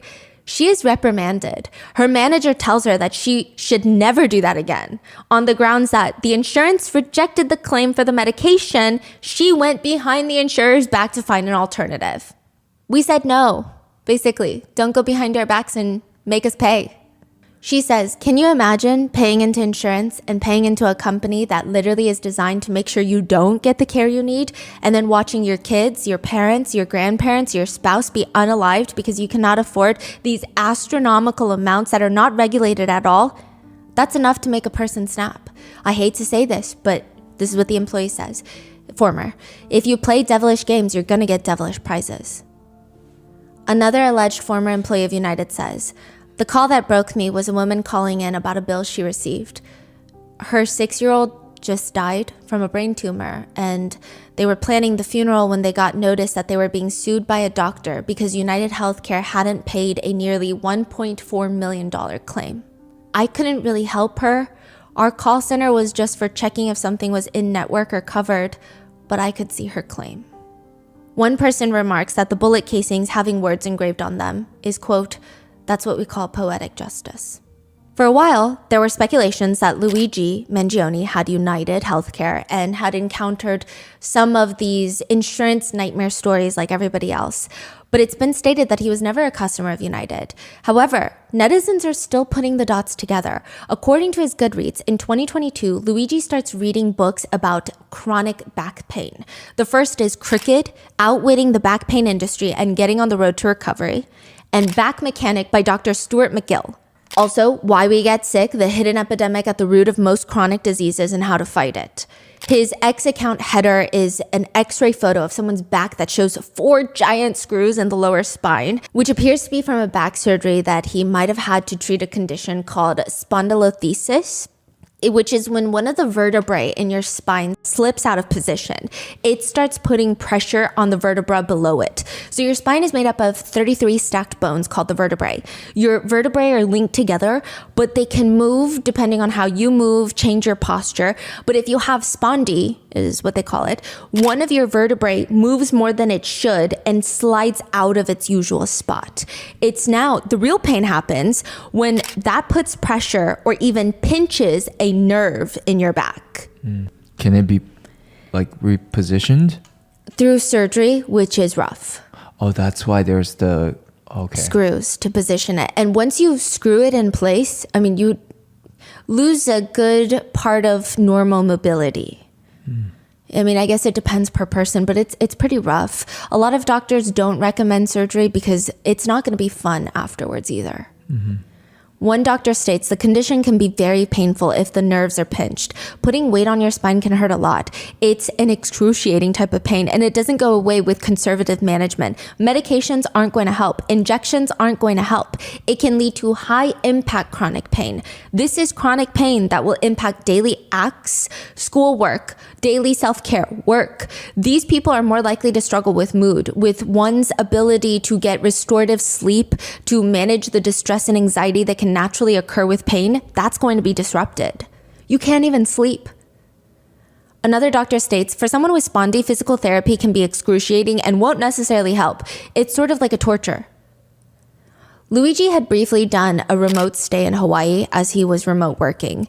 He was staying in this dorm-like structure with a bunch of people that were working remote. And the landlord of that structure says, when I first interviewed him, because they all have to be interviewed, they want everyone to get along. It's like a co-living situation. When he moved in, I remember he said he had a back issue and he was hoping to get stronger in Hawaii. Luigi allegedly told the landlord that he had chronic pain from a pinched nerve from a misaligned spine, spondy. The landlord states, he said his lower vertebrae were almost like a half-inch off, and I think it pinched a nerve. Sometimes he would be doing well, and other times not. I mean, it was pretty traumatic and difficult that he just took one basic surfing lesson that beginners take. He was completely bedridden for a week. Oh, this is just from a little lesson that he took? No, so he had it already, and the doctors told him that he could be mobile. Oh, okay. And he should be mobile. So he takes one basic surfing lesson and he becomes bedridden for a week. So it seems that it exacerbated it. He went on to say that Luigi, quote, he knew that dating and being physically intimate with his back condition was not possible. I remember him telling me that and my heart just breaks. He said he felt sad for Luigi because Luigi is this young, smart, accomplished, upbeat engineer. He seems very much into being active, fitness. He loved hiking, surfing, all of these things, and he can't even do that anymore. But he does remember that Luigi told him he was going to get spinal surgery in 2023. So he texted Luigi. This is after he moves out of Hawaii. Luigi just responds, long story, when asked about how the surgery went. No more text messages after that. No matter how often he tried to contact Luigi, he would text him, yo, you awake? Where in the world are you? Nothing. Radio silence. Netizens were quick to find a Reddit account called Mr_Cactus that seems to belong to Luigi. He apparently liked to post about travel gear, Pokemon Go, spinal pain. Everything adds up. Age, college, what he was interested in. In one forum about Spondy, Luigi allegedly writes, I first aggravated my Spondy 1.5 years ago after a surfing incident. My back and hips locked up after that accident. And my whole lumbar and hips have been out of whack since then. Something is probably putting pressure on the sacral nerves that innervate the groin and butt area. He responds, yeah, it was when I was surfing about 1.5 years ago. Basically, the extension movement destabilized my spondy. A few weeks later, I slipped on a piece of paper and my right glute locked and right leg shut down for a week. I couldn't support any weight on it. Eventually calmed down, but the stability was compromised and the glute keeps thighs in place, I guess. He warns other Redditors, if there is anything tight in your hips, maybe check it out with a PT. Not to scare you, but, my numbness has become constant. Numbness in his body. Wow. In another comment, he explains how he wants to get surgery because, likely he's in a lot of pain and cannot even be mobile. When there's a Redditor talking about how their surgeon won't operate on their back, he comments, keep trying different surgeons. If your back is broken and it's unlivable, age has nothing to do with it. Good surgeons understand this and will operate you based on your symptoms and anatomy. Tell them that you're unable to work. Do your job. We live in a capitalist society. I found that the medical industry responds to these key words. I can't work. It's impacting my ability to work and make a living far more urgently than you describing unbearable pain and how it's impacting your quality of life. Or plan Z, fake a foot drop or piss yourself. This is the absolute nuclear option, but there comes a point where it's just ridiculous that people won't operate on your broken spine. If this account is really Luigi, he's pretty consistent and positive with uplifting people that are suffering similar symptoms as him while acknowledging how debilitating they are. Because again, keep in mind, this is technically an anonymous account. He never releases his name, if this is him. He never says, hi, these are my friends, please look at my friends. Nobody knows it's him writing these comments. And when you see anonymous accounts on the internet, more likely than not, they are some of the most malicious people alive. But he writes to others, stuck being sedentary when you're an energetic person and used to being so active is one of the worst aspects of this. But there are still ways to keep your mind and body active while you heal. I spent a lot of time doing yoga, being mindful to avoid certain positions, which was very different for me than my typical routine of weightlifting and martial arts. But I actually have learned a lot and didn't mind the transition at all. Basically, there are still options. Using your body however it is currently capable will not only be critical for your mental health, but also helpful in your speedy recovery. There are always some activities that fall between your normal routine and nothing, even if it initially feels like it's the only option is being sedentary. Hope that helps. Sorry you have to go through this. In another forum about sleep and discipline, it reads, why do I feel like vomiting sensations throughout the day if my sleep the previous night is not good? Luigi allegedly comments, this has been happening to me since high school. I'm currently in college. Any night I would sleep less than 6 hours, which is a conscious choice, not unexpected poor sleep. I would feel nauseous. Is that unusual? I thought it was normal, to be honest. This is where it gets very interesting. A lot of people with chronic back pain have commented that it's not just your physical that declines. When the pain is so bad, you lose cognitive focus. It's not like you can lay in bed and still have a whole wonderful world in your mind or be be able to be on the internet and be a part of society in some way. He comments on a post about brain fog. And he writes, significant cognitive decline. Any thoughts? That's what the original poster writes. Luigi allegedly responds, I have been experiencing symptoms of brain fog since I was 15. I'm also a very critical, logical thinker like yourself. My symptoms were very minor at first and I was able to excel in high school, but the symptoms worsened exponentially last year after my fraternity's very tame Hell Week. I simply wasn't able to recover from a week of disturbed sleep. It's absolutely brutal to have such a life-halting issue, especially since the issue itself wears down the critical and logical thinking mind you'd usually use to tackle the problem. The people around you probably won't understand your symptoms. They certainly didn't for me. As each test came back negative, the doctors won't have a clue what's going on. I'm sure you already know most of this, but basically, I just want to say that you're not alone. Stay strong. If you ever want to talk, I'm sure there's a lot we can learn from each other's stories. He further comments that it could have been when he contracted Lyme disease when he was 13 years old. That's when he started noticing the cognitive decline. He says, after my symptoms severely worsened last year, I underwent several rounds of blood tests. 2 of them included Lyme. I'm not sure the specific test, but the results were negative. Do you think this definitely rules out Lyme, or is it possible to still have Lyme given negative results? Okay, the brain fog thing, I see a lot of people making fun of it on the internet, which I think is crazy. I know brain fog sounds like a silly little issue. I've personally dealt with long bouts of brain fog.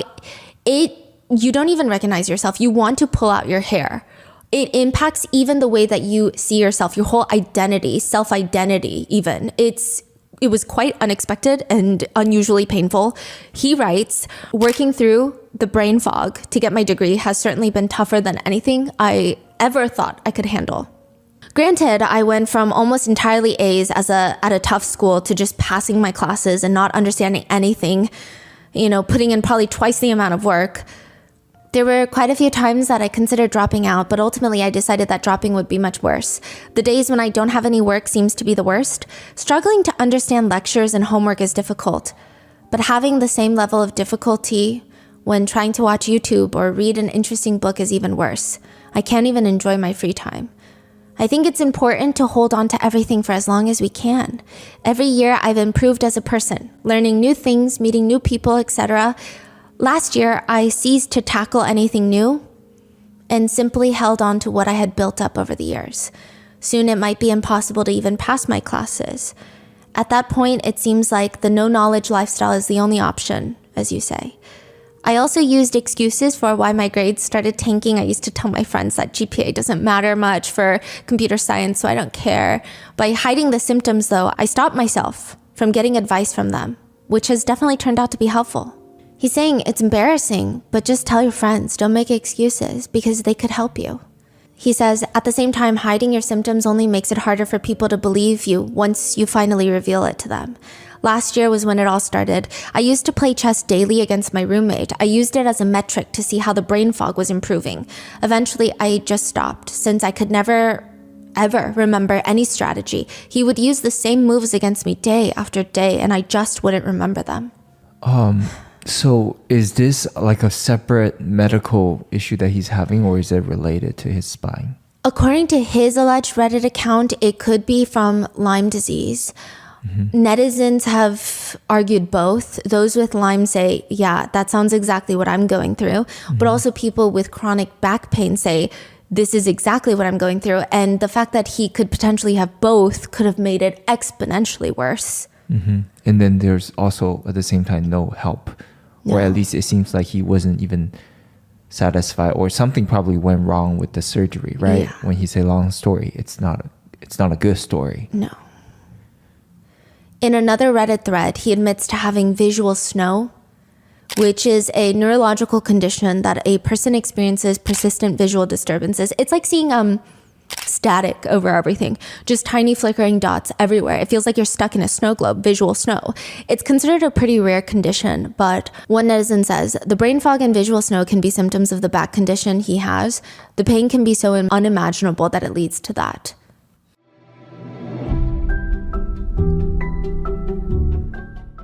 I talked about this in the past, but my family has a history of Alzheimer's, and it's made all my family very active in thinking of different ways to keep our brain alive, keep working and learning new skills, trying to find scientifically proven ways to keep our brains functioning at its optimum healthy levels.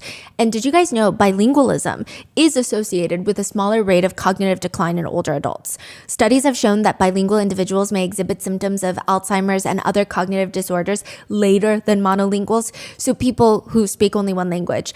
And I always think it's the hardest thing to learn a new language, and it's because you have to find the time, you have to find the right teachers. But now it is easier than ever, and it's actually fun, and that's why I love working with Rosetta Stone. It is the most trusted language learning program that truly immerses you in the language you want to learn. The program is available online and on the App Store, and Rosetta Stone has taught millions of people new languages for over 30 years. Instead of those traditional textbook methods, which never really stick with me, they use a learning method called dynamic immersion. It mimics how you learn your first language as a baby by surrounding you in that language, encouraging you to learn naturally. Rosetta Stone's True Accent feature will ensure that you get the vital feedback and your pronunciation, regardless of if you have a partner who is fluent in that language or if you're learning by yourself, is perfect. Don't put off learning that language. There's no better time than right now to get started. Today, Rotten Mango listeners can get Rosetta Stone's lifetime membership for 50% off. Visit rosettastone.com/rotten. That's 50% off unlimited access to 25 language courses for the rest of your life. Redeem your 50% off at rosettastone.com/rotten today for yourself or as a gift that keeps giving.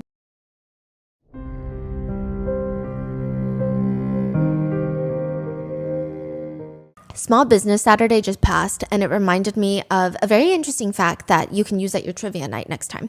Did you know that small businesses employ half of the nation's workforce? I didn't know that. They're really the foundation and backbone of, I guess, like the whole economy. And if you've been thinking about launching that hand crochet business that you have dreamed about for years, or maybe selling your artwork on a professional scale, you guys always tag me in your artwork, and I'm like, how are you not, like, I want to buy this artwork. You're so talented. And the time could be now. With the new year coming up and Shopify's holiday special, make your any sized business dreams come true. Shopify is the most user-friendly e-commerce platform designed to help businesses of all sizes create, manage, and grow their online stores using these customizable templates. A lot of you guys may know that we've been loving Shopify for some time now. When we sold Grandpa Mango's limited edition art prints, Shopify took care of all the nitty-gritty, tedious stuff. For example, everything was user-friendly, but this was just the chef's kisses, and it was the inventory tracker. It managed all of that and even provided alerts for when something is low in stock, so that allows us and you to focus on sending out more orders and doing all the fun stuff in a business. If you have a physical location for your shop, Shopify's point of sale system and checkout tools will work in tandem with your online store's inventory management as well. So once you start selling both online or in person, Shopify makes getting paid simple by instantly accepting every type of payment. The time is now. Make your any size business dreams become a reality this New Year's with Shopify. Sign up for a $1 per month trial period at shopify.com/rotten, all lowercase. Go to shopify.com/rotten now to grow your business no matter what stage you're in. Shopify.com/rotten.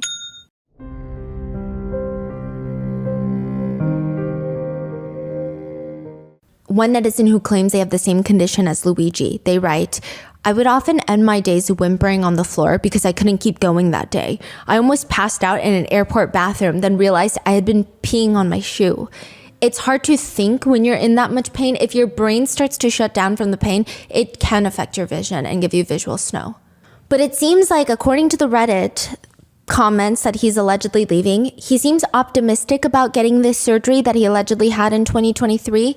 Prior to the surgery, he comments, the doctors, a bunch of them decided no operation is required for me anytime soon, but basically recommended I avoid any and all physical activities outside swimming and physiotherapy. Bizarre yet common advice from sedentary people who don't live life to the fullest. In my opinion, if your spine is broken and unstable to the point where you can't run, do you want to be walking around with it? What are you going to do? Wait until you take a bad fall and the instability causes some real nerve damage and you need surgery? The same account posts after getting the alleged spinal fusion surgery in July 2023. He writes that within days he was able to sit up on his own, stand, and even walk just fine. He says, quote, the surgery was not nearly as scary as I made it out to be in my head, and I knew it was the right decision within a week. So it sounds good.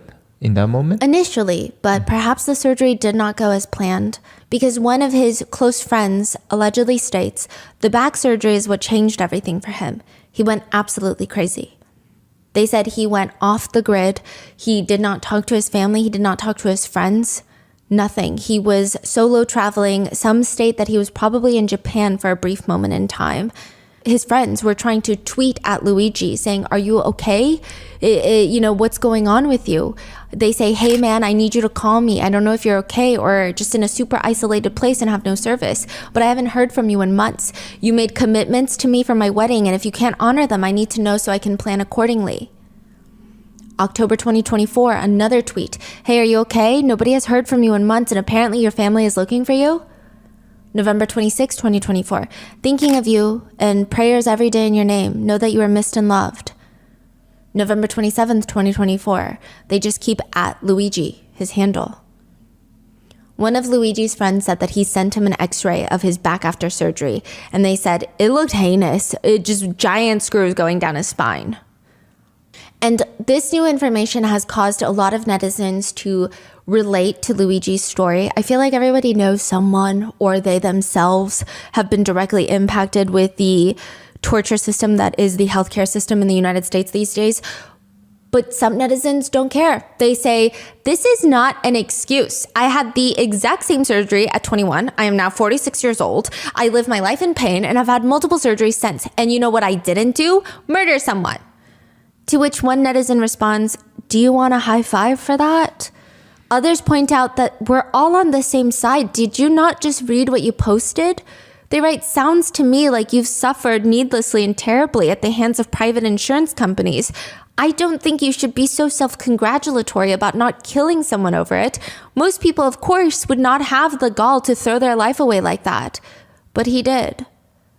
Others comment, chronic pain can send someone off the deep end. It eats up the brain, the soul. I mean, really, I have been there. Another comments, when chronic pain is really bad, even just a week or two with no relief day in, day out, it's hard to even want to be alive. If his pain was that bad and he was in this state, I would imagine he decided to do something of consequence before he died. He could have been at the end of his rope, insinuating that he could have made the decision to self-exit by this point. Another writes, "My dad has spondy, and when it first started, he turned into a person I barely recognized. The pain became so intense, he became bitter and threatening and upset. I get this." And remember how previously other netizens were saying, well, he's a coward for shooting Brian Thompson in the back. Mm-hmm. Some netizens point out that perhaps Luigi wasn't cowardly when he shot Brian Thompson in the back. They write, maybe it meant something. Regardless of Luigi's motive, Luigi has started what many netizens feel is a moment for class consciousness. I personally don't recall the last time so many netizens were united about something that is normally so divisive, which brings into the equation, what are Luigi's political ideologies? There have been debates on whether or not Luigi swings left or right, which there seems to be differing opinions, or maybe he himself is confused. He does consistently repost on Twitter famous podcasters and authors who typically have a more right-leaning audience. He also rated J.D. Vance's Hillbilly Elegy 3 stars, his book, which is not the worst rating, but considering he gave the Unabomber 4 stars, I'd say it's not a great thing. But he could be conservative and not a fan of the incoming administration. I don't really know. It's interesting that some netizens are trying so hard to figure out his political ideologies and see if he is in alignment with their own before deciding how to feel. I did see some point out, just for, I guess, being in depth, pointing out that there are red flags that he's read and rated biographies on Elon Musk, but he's also read the Hunger Games trilogy. So people are really confused because these two don't align. You know, Elon Musk, Hunger Games, they're not on the same page. He's also read The Little Prince. Some netizens cannot understand his political ideology based off his Goodreads account, believing there to be some green flags, some red flags. But one netizen comments, as an avid reader and librarian, I don't find his reading and ratings of some of these books as a red flag.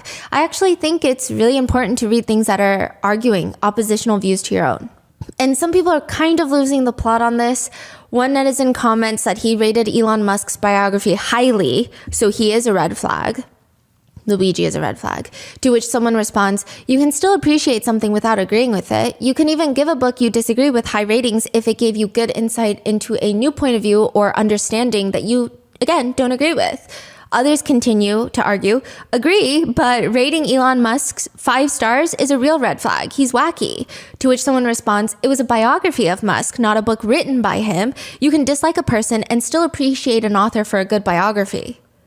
But then others point out that Luigi is very much into AI, so perhaps he is an Elon Musk fan. But some netizens also point out that he also seems to like Peter Thiel, and he has tweeted about him in recent years, which netizens don't like.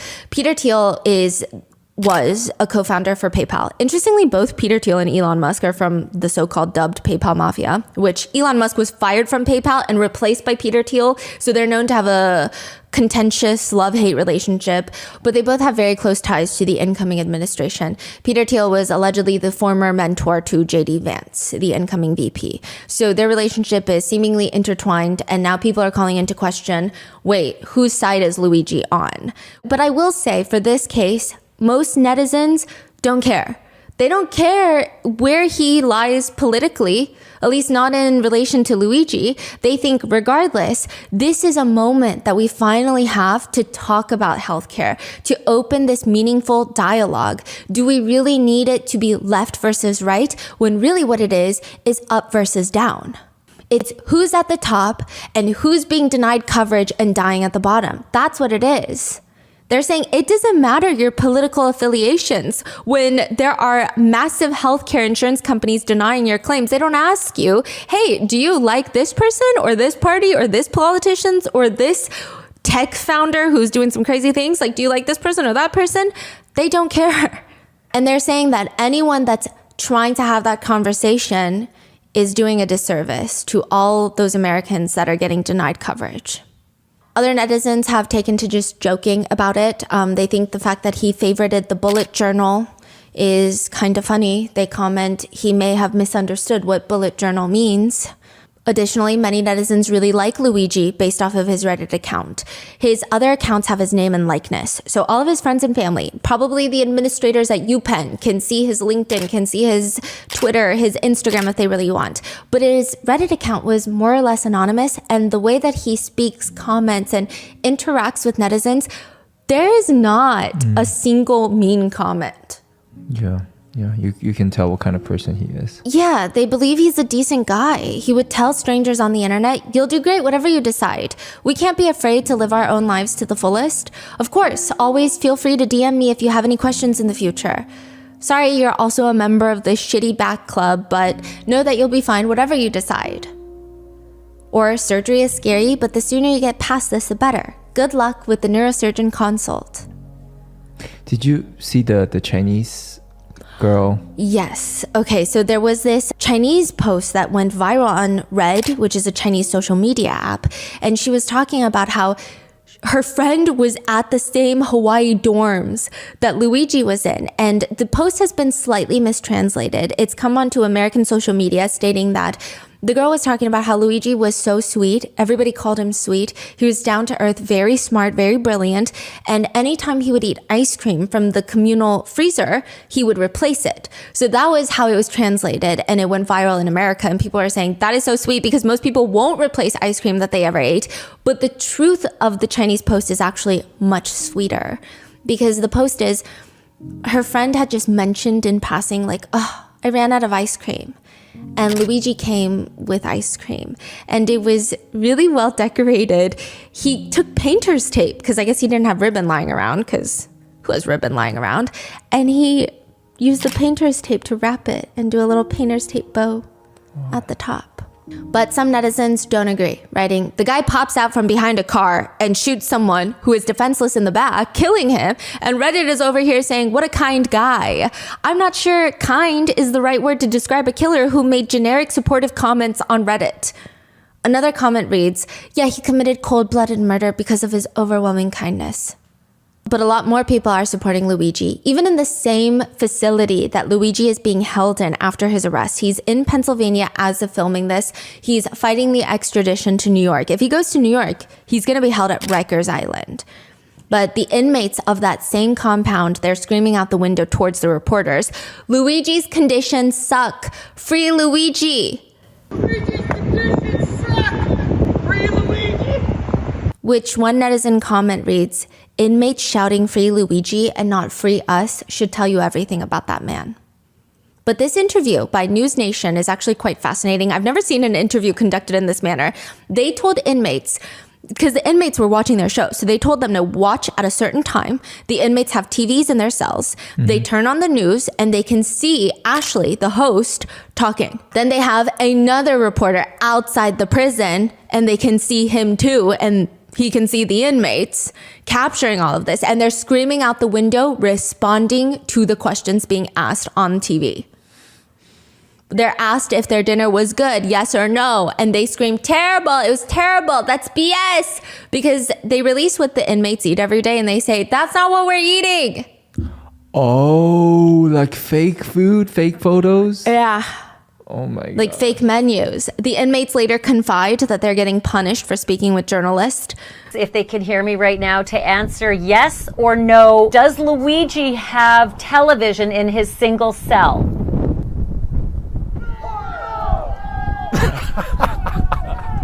Yeah, this whole case is becoming more and more thick and crazy. So while inmates are allegedly getting punished for telling reporters to free Luigi, many security firms have stated that there's a lot of fear. Corporate leaders are now grappling with one critical question: how vulnerable are we? One security firm states companies that adapt quickly and take proactive steps to mitigate risks are not just protecting their executives, they're safeguarding their futures, such as Meta, that spends more than $24 million a year on security for its top executives. But for the major corporations that don't, they seem very nervous. Some top corporate security providers have reported a massive influx of calls from potential new clients. To put it simply, every C-suite executive at any major corporation now wants a bodyguard. Which, of course, netizens think is just dripping in bloody irony. Other netizens think it's slightly reasonable, considering new wanted posters have popped up here and there in New York City. Wanted posters for top healthcare CEOs. It shows Optum Health CEO, the CEO of United Health Group, Andrew Whitty, so Brian's boss's bosses, and wanted posters with the now late Brian Thompson with a big red X over his face. The wanted posters read, "Wanted, denying medical care for corporate profit. Healthcare CEOs should not feel safe. United killed everyday people for the sake of profit. As a result, Brian Thompson was denied his claim to life. Who will be denied next? Deny, defend, depose." I will say, I guess subjectively this could be argued as being threatening, but I've never seen the NYPD so up in arms about something. The way they talk about these wanted posters is so bizarre. So outraged by these wanted posters, which again, I guess you could say they're not in good taste, but to be that enraged? Just so ironic. So ironic. If your ex-boyfriend made a wanted poster with your face, a regular civilian on there, posted them all over New York City, you probably wouldn't even be able to get a restraining order. The NYPD would be like, well, did he kill you yet? No. Did he commit a crime yet? No. Freedom of speech. Moving on. Next. Get out of our precinct. Isn't that what some people are saying? Like they couldn't get them, like that this ex-boyfriend is harassing me for years and they wouldn't do anything. Nothing. And here they are just up in arms about these wanted posters. So again, I think they're just making the situation worse. Alongside that are pictures on social media that are circulating of the salaries of the 8 biggest health insurance CEOs, along with their names and pictures, which is not illegal, by the way. These are publicly traded companies. They are required to release, I think, at least their CEOs and I think like a handful of their top executives, along with their salaries. This is public information, but NYPD does not like it, stating this has the capability to inspire a variety of extremist and grievance-driven malicious actors to violence. It's clear the police are very upset. And the netizens have said, matter of fact, let's talk about you too then. The NYPD budget for 2024 is $6.3 billion of taxpayer money. They say, what are you doing? NYPD alone is $6.3 billion? NYPD. A year. 1 year. That's insane. Wow. Yeah, and now netizens are saying, what are you doing to solve regular, everyday people's murders, huh? Do you send scuba divers into the lakes at Central Park? Because that's our first time seeing that. Netizens also feel the way NYPD acts like they took a dangerous criminal off the streets before he potentially harmed normal people like you and I is goofy. The officer that arrested Luigi in Pennsylvania, his name is, ironically, Officer Fry. And Luigi was arrested at McDonald's, so people think the plot keeps getting thicker. He says, I can't say I was expecting it by any means, but it feels good to get a guy like that off the street, especially starting my career this way. Officer Fry just started his career? That's crazy. Which a lot of people believe highlights, again, how not in sync, out of touch, frankly. They're not saying risk your life and don't arrest people that need to be arrested, I guess, right? But they're saying, why make this statement? Say nothing. If you have, say nothing. They're saying the police, big corporations, mainstream media are so out of touch with public sentiment. Again, not saying that if someone is committing a crime, the police should do nothing about it. Just, I mean, there's got to be a better way for him to have said something about it without saying, yay, I might get a promotion so early on in my career. So, great. One netizen comment reads, the NYPD just proved they have the resources to solve any murder by catching Luigi Mangione. Interestingly enough, they only seem to care to deploy them when the victim is worth $50 million. But another comments, this has so much more to do with the embarrassment and scrutiny this brought onto the NYPD than his net worth. This happened in the open brazenly in Midtown Manhattan. If NYPD did not catch this guy, they would look really, really stupid. As for how they caught Luigi, it seems to be just a phone call from a McDonald's employee that some people call a rat. But the NYPD says a combination of old school detective work and new age technology is how we caught Luigi.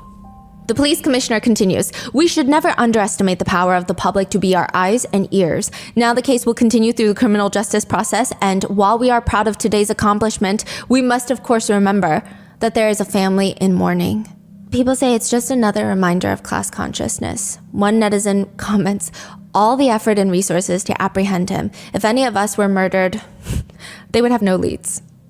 There's a video of Eric Adams, the mayor of New York City, who is, I believe, still under investigation for his own corruption. He's calling Officer Fry from Pennsylvania, the one that arrested Luigi in McDonald's. Yes, and the mayor tells him, we as New Yorkers appreciate it. You did a great job. You took a dangerous person off the streets. You're going to be the most popular police officer in your town. I guess we found your guy. Yes, we as New Yorkers, we appreciate it. You took a dangerous person off the street. We thank you so much. Well, you're gonna be the most popular police officer in your town. And netizens said, okay, bet. And the police have been receiving threats for arresting Luigi. So I guess popular is subjective, right? Another disconnect between mainstream media and most netizens as well. Some netizens think mainstream media is overdoing the theatrics. Mainstream media writes that Luigi was a video game assassin. They write he once belonged to a group of gamers who played assassins in the video game. You scroll down, what's the video game, you ask? Among Us. This is so dumb. This is so dumb. Yeah, I don't even know what to say. The McDonald's in which he has been arrested in has been flooded with one-star reviews. Some of them read, McDonald's has a very big rat problem. More like Narc-Donald's, like a narc. Deny, defend, oppose, diarrhea McDonald's. Another comment reads, I should have realized something was wrong when the person who took my order at this McDonald's had weird-looking whiskers. I didn't think much of it because I was hungry. But when I asked for cheese, they got really excited and their ears perked up. They're all a bunch of rats. Review, Rat 1, Humanity 0. This McDonald's is officially the worst place on earth. I walked in for a McChicken and what did I get? A front row seat to a Rat Olympics floor routine. A little demon sprinted across the dining room like it had unpaid rent. Frickin' rat. Why go here when Taco Bell is just across the way and they know how to keep their mouths shut? It's just a Ronin convention in there. A lot of people are really upset because technically there is no legal duty to report someone. If you think you see someone that resembles the guy that the authorities are looking for, you have no legal duty to report them. I mean, to be fair, you can't hide them in your home and get away with it.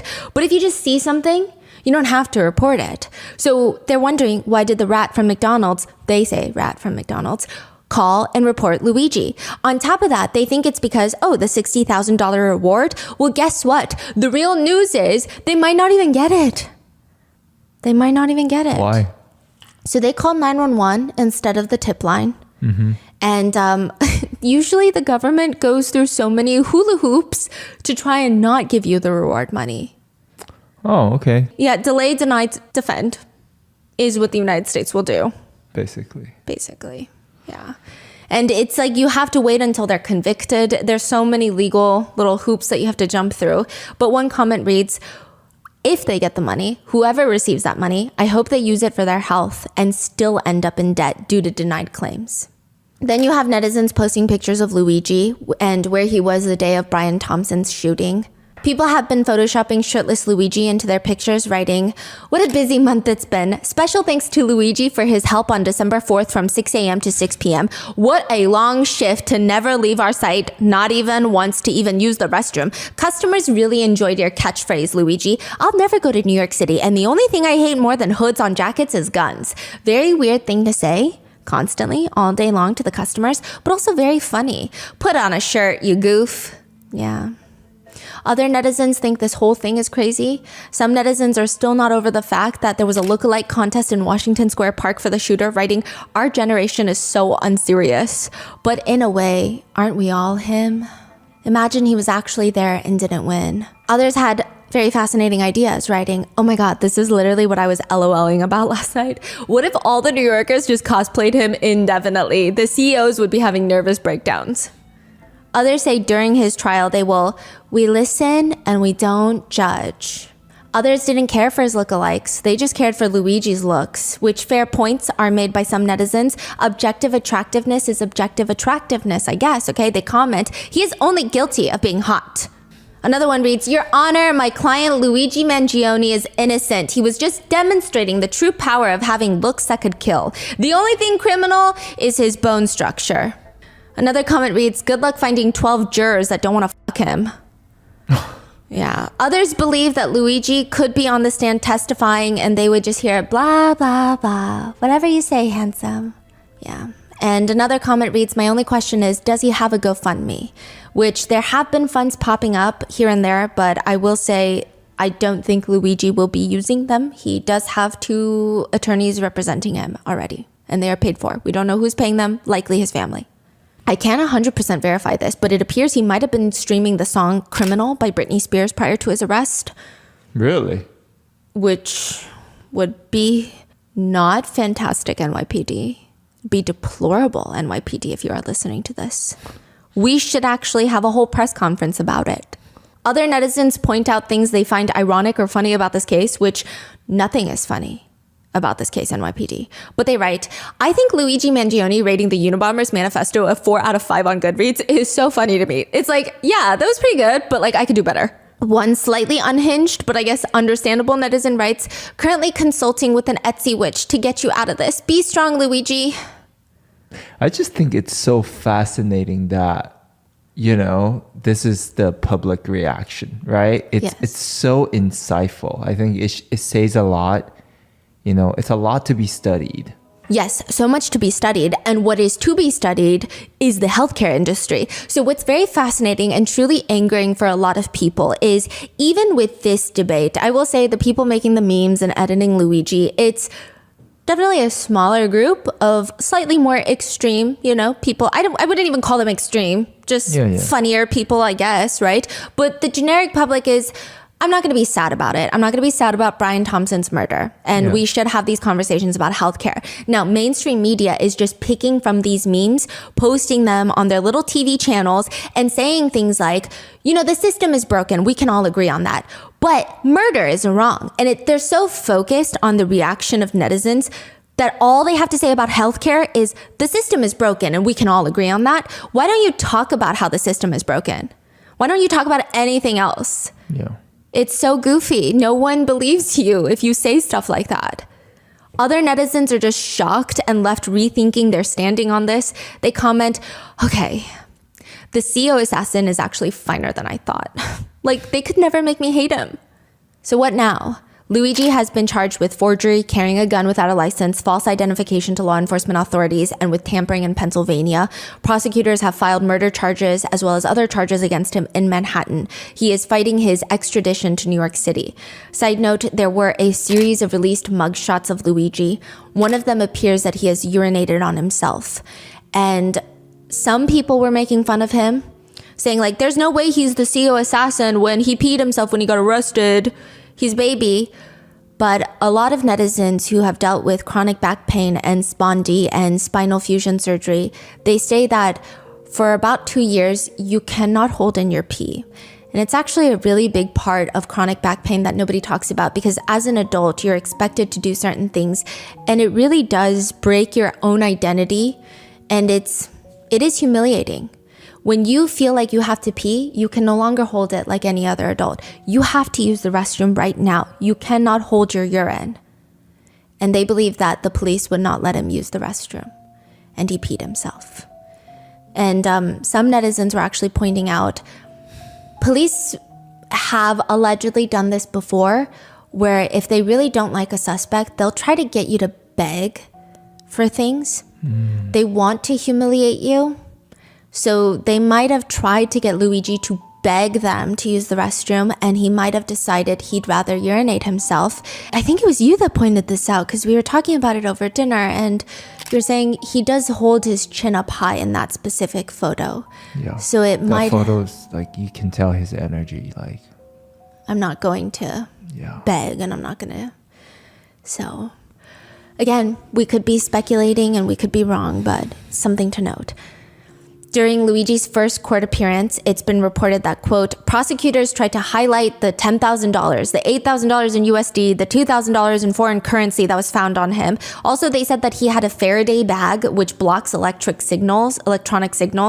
The prosecutors suggest criminal sophistication with what was found on his body. Apparently, Luigi added during his first court hearing, this is when he didn't have an attorney, he said, I'd like to correct 2 things. First, I don't know where any of that money came from. I'm not sure if it was planted.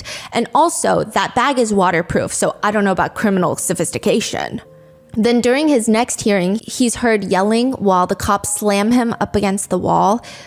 This is completely unjust and an insult to the intelligence of the American people and their lived experience. As completely out of touch and as an insult to the intelligence of the American people and its lived experience. Which has opened the door to more conversations about the mainstream media coverage versus social media coverage. Mainstream media reports this as a violent outburst. They're almost framing him as this maniac. Some netizens have even stated, people are making jokes about this, but be prepared for the media to hand select photos that make him look as deranged as possible, which they've already started doing. They have started using a screenshot of him screaming where it looks like he's almost snarling at people. Yeah. Mainstream media also has reported that, quote, thanks to the hero McDonald's worker, that a dangerous criminal is behind bars. Yeah, and they say this is the same mainstream media that believe McDonald's workers don't deserve a living wage. Suddenly they're heroes to them. Another mainstream media host actually wished Luigi to die in prison. He has been denied bond at his arraignment, and his family, Luigi's family, has made a statement saying, unfortunately, we cannot comment on news reports regarding Luigi Mangione. We only know what we have read in the media. Our family is shocked and devastated by Luigi's arrest. We offer our prayers to the family of Brian Thompson, and we ask people to pray for all involved. We are devastated by this news. In Pennsylvania, Luigi is represented by Tom Dickey, one of the few attorneys in Pennsylvania that's qualified to do death penalty cases. Not that this is a death penalty case as of right now. It wouldn't even be in Pennsylvania, but just to show he's a very qualified attorney. When asked if the so-called manifesto is enough evidence for the police, Luigi's attorney states, I know you can't tell, but I'm 5'6". But I could write on a piece of paper that I'm 6'5" and all other kinds of stuff. Yeah. So he's saying you could write whatever you want on a piece of paper. How is that evidence? Oh, okay. Yeah. So a lot of people really like his attorney because the way he's just so blunt, for lack of a better words. Yeah. And he seems like he's having a good time with the media. As for evidence, he says he has seen no evidence against his client. He holds up both of his hands like he's trying to catch a ball. And he says, look, zoom in. This is all the evidence I've seen. You can look on this table, and here's all the evidence I have right here, guys. So zoom in, zooming as close as you want to it, nothing. He also admits when asked that yes, according to his staff, people are reaching out to him, trying to offer to help to pay Luigi's legal bills. CNN straight up asks him, why do you think people are offering to help pay his legal fees? He responds, the Supreme Court says all these rich billionaires can give all kinds of money to candidates and that's free speech. So maybe these people are just exercising their right to free speech and saying that's the way they're supporting my client. Which kind of shuts CNN up pretty quickly. So that's his attorney in Pennsylvania. Recently, he just retained another attorney in New York who, interesting, has a connection to another case that we've been working on. She is the wife of his first name, Mark, I believe, Mark Agnifilo. He's representing Diddy. And she's going to be representing Luigi Mangione. She is actually very well established. She's the legal counsel for the Law and Order show. She's the consultant to make sure that everything makes sense in the legal world. She's done a lot of good work and she will be representing Luigi now. High profile attorney, very well connected, which is usually helpful. Now, Luigi's friends have come out of the woodworks to talk about him. Obviously, many people are speaking about his back surgery and the potential debilitating chronic pain he suffered from. But some people, most of them, are just talking about how nice he is. I haven't seen a single weird thing about Luigi yet. And they're all just surprised. They say even when we had conversations about capitalism and all these things, Luigi never seemed like someone who had an axe to grind. He was always very calm and chill. He was the leader of a lot of clubs. To which someone comments, in the club, we're all crying for Luigi. But one netizen comments, it's truly a testament to his character that even after becoming a suspect to a high-profile murder case, everyone that he knows and has interacted with has nothing but good things to say about him. And the crazy thing is, if you watch these interviews of mainstream media interviewing his friends, they're trying to trip the friends up, like asking, like, are you sure he didn't say anything crazy? Are you sure he never acted a certain way? All of them are so steadfast, like, no, he was like the sweetest guy ever. And then within 3 minutes, they end the segment because I guess it's not entertaining. They're not getting what they want, which is someone to hate Luigi. So I will leave you with the last remaining public sentiments I could find. Some people think that Luigi is evil, especially now that he has been arrested, his Goodreads account has been revealed, and all of these other things. And they write, great big round of applause for the law enforcement personnel who resolved this so quickly. Anyone who elevates this man as a hero is ignorant. Imagine a world where supposed vigilantes are heroes. You would be the next victim. Most netizens comment, sorry, I don't make enough to be the next victim. Or simply, why would I be the next victim? I'm not killing people by denying them insurance that they paid for. Another netizen states, those hailing him as a hero must confront the chilling reality. He took the life of an unarmed human being in cold blood with the victim's back turned, a deliberate and cowardly act. Other netizens are more focused on the potential hypocrisy of the incident, writing, you hate capitalism, yet you come from a wealthy family? Another person comments, nobody cares. He wasn't trying to stop World War III. He pulled a trigger premeditated on a man for financial reasons. We shouldn't give him a platform. There is no rightful advocating for violence. Fuck him. Another writes, he is no hero and he is not God and he doesn't get to decide who gets to live. To which someone comments, neither can insurance companies. Heart. They comment back, and that's your justification for murder? What the fuck is wrong with you? What this man did was very sad, and he literally just ruined his whole life, okay? He could have used his privilege to help so many other people, but he was at the end of his rope. Or it's turned into a conversation about women loving criminals.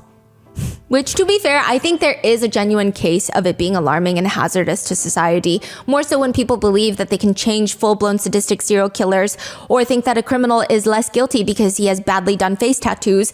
Yes, I do think it's alarming. However, I don't know if this is the most fitting case for that sentiment, but a bunch of men have taken upon themselves to say things like, oh, women love saying, I hate men because they're dangerous, but I love Luigi Mangione. Writing, Luigi Mangione has showed us the dark nature of females once again. Which is such an odd take when there is meaningful conversations to be had, but go off, Tiny King. They also write, these people, they need years of therapy. To which a lot of girly pops have responded in the comments, I mean, yeah, but they won't cover it, so here we are. One Reddit post has been gaining a lot of traction this week. The title is, "I'm disgusted to see how many people in America are okay with murder." And the body reads, "I'm sorry, but I will never be okay with the killing of 60,000 Americans per year due to being uninsured or underinsured and not seeking medical care because of it. I will never be okay with American citizens committing self-exit due to being unable to pay medical bills. I will never be okay with the insurance industry in the US denying health insurance to sick and injured people because they want to maximize profits. Murder is wrong, that is all." To which the top comment is, "Murder is wrong, but if done through a corporation on a massive scale using tons of paperwork, well then, it's just a business, isn't it?" But the general sentiment being, none of this has anything to do with Luigi or Brian Thompson. They write, "I will be praying for the families of those who were denied services and suffered financial disaster, and those who lost loved ones because of needed services being denied. It's not about how attractive Luigi Mangione is. It's not about how awful the murder of Brian Thompson is. This is the true discourse we should be having." To which one netizen hesitantly responds, "Unfortunately, I don't think this guy is going to survive prison. I'm sure the elites want this guy permanently done." Others are considering nicknames for Luigi Mangione. Robin Hood, the Riddler, the Claims Adjuster, but some argue the defendant, murderer, killer. I guess the more fitting nickname depends on who you ask. And that is the current ongoing case of Luigi Mangione and the murder of Brian Thompson, the CEO of United Healthcare, which again, Luigi is innocent until proven guilty, just like anybody else in the system. But what are your thoughts on this case? Let me know in the comments, and please stay safe.